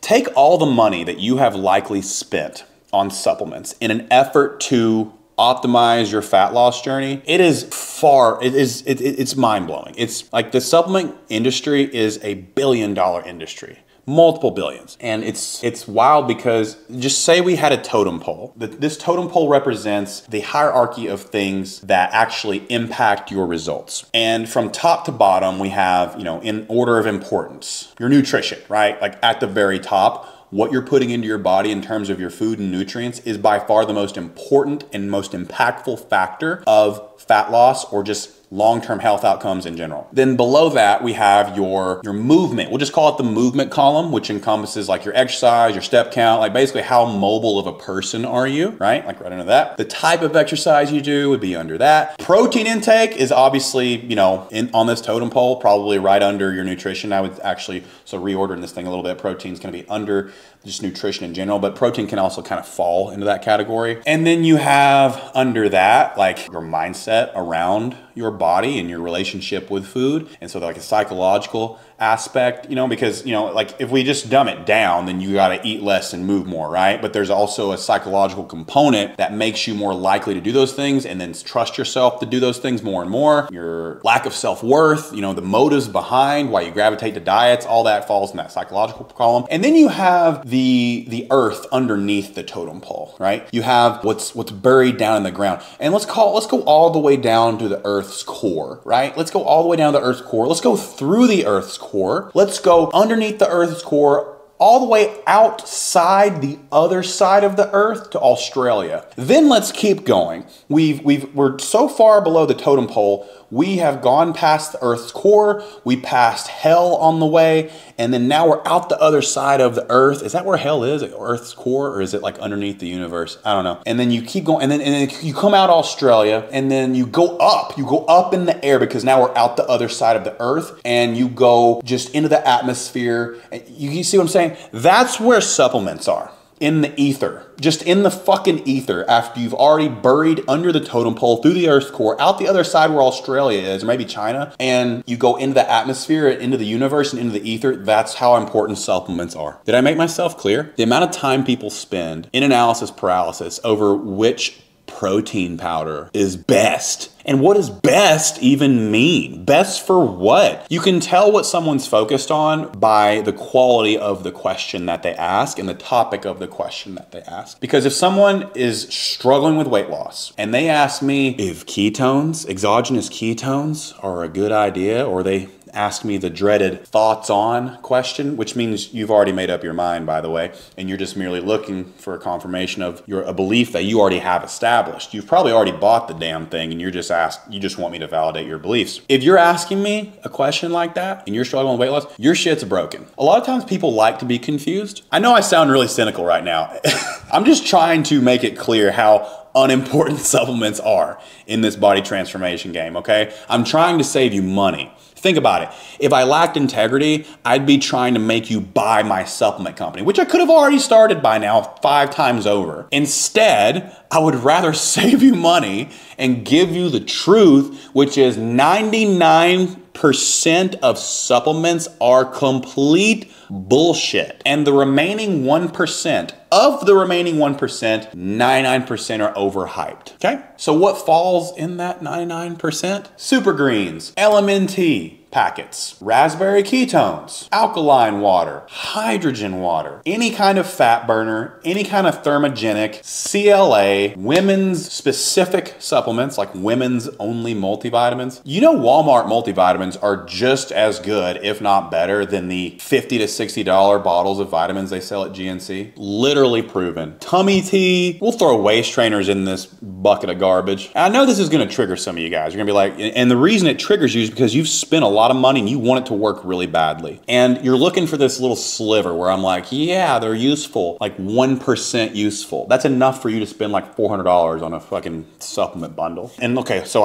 that's the 99%. The 1% that actually does something, meaning like a minuscule effect, protein powders, and that's just extra protein in addition to what you should be eating from food. Creatine monohydrate. All other kinds of creatine are bullshit. Creatine monohydrate has a small impact on people who are already checking the lifestyle boxes. Caffeine's a hell of a drug. I mean, I love caffeine. Obviously, anything in excess can be detrimental. No, we already covered how acute rises in cortisol from caffeine consumption mean fuck all with your belly fat. Fish oil can help if you need omega-3s, okay? Not a huge mover there. A decent multivitamin can help round out your micronutrients, but it's not gonna help you burn fat. It's just gonna help you have more micronutrients. Did I mention super greens are absolute trash? Like fucking use them as a doorstop or something if you already bought them. And that's it, that's really it. That's the only things. Any vitamin you're deficient on would be indicated on like a multivitamin lab test, a vitamin and mineral lab test, and then you would just take that vitamin that you're specifically deficient on. Right? You don't need to buy an $80 multivitamin. You can just get the methylated version of whatever you're deficient in, and then you go. There you go, right? Saving you all kinds of money. My point here is that I don't want you to waste a bunch of time. Most people fail, and I use the word fail lightly because it's really not failure. You'll eventually figure it out, but if I say it enough, But most people don't make progress with fat loss, not because they didn't pick the right protein powder, but because they never got started because they were distracted by what is the perfect protein powder. Little tidbit on protein powder, by the way. Look up a company called Glambia Sports Nutrition. They own and distribute majority of the ingredients for the majority of the supplement companies, okay? Not all of them, but most of them. And so most of the raw ingredients come from like 2 different places. It's all the same shit. Just pick one that tastes good. You don't make more progress than Linda because Linda's taking whey concentrate and you're taking whey isolate. Who fucking cares? What is your total protein consumption, and is protein important to you? Do you eat protein consistently? Do you hit your protein primarily from food sources, or do you rely on 4 protein shakes a day? No, there's not some magic window after your workout where if you consume protein, you magically get 10x the results. That's a myth perpetuated by protein supplement companies who know if they tell you to take it 5 times a day, you'll run out faster and buy more protein. Right? Creatine is fine for women to take. It's already in your body. It's something you get from meat and fish. Supplementing it just helps you have ample amounts of it, plentiful amounts of it. Creatine helps replenish the molecule adenine triphosphate, which is the molecule responsible for helping you exert force. So if you have supple amounts of it, then you can exert more force in your workouts and move more weight and progress more with your workouts and recover faster. That's it. And it only helps you, come here. Come here, I don't bite.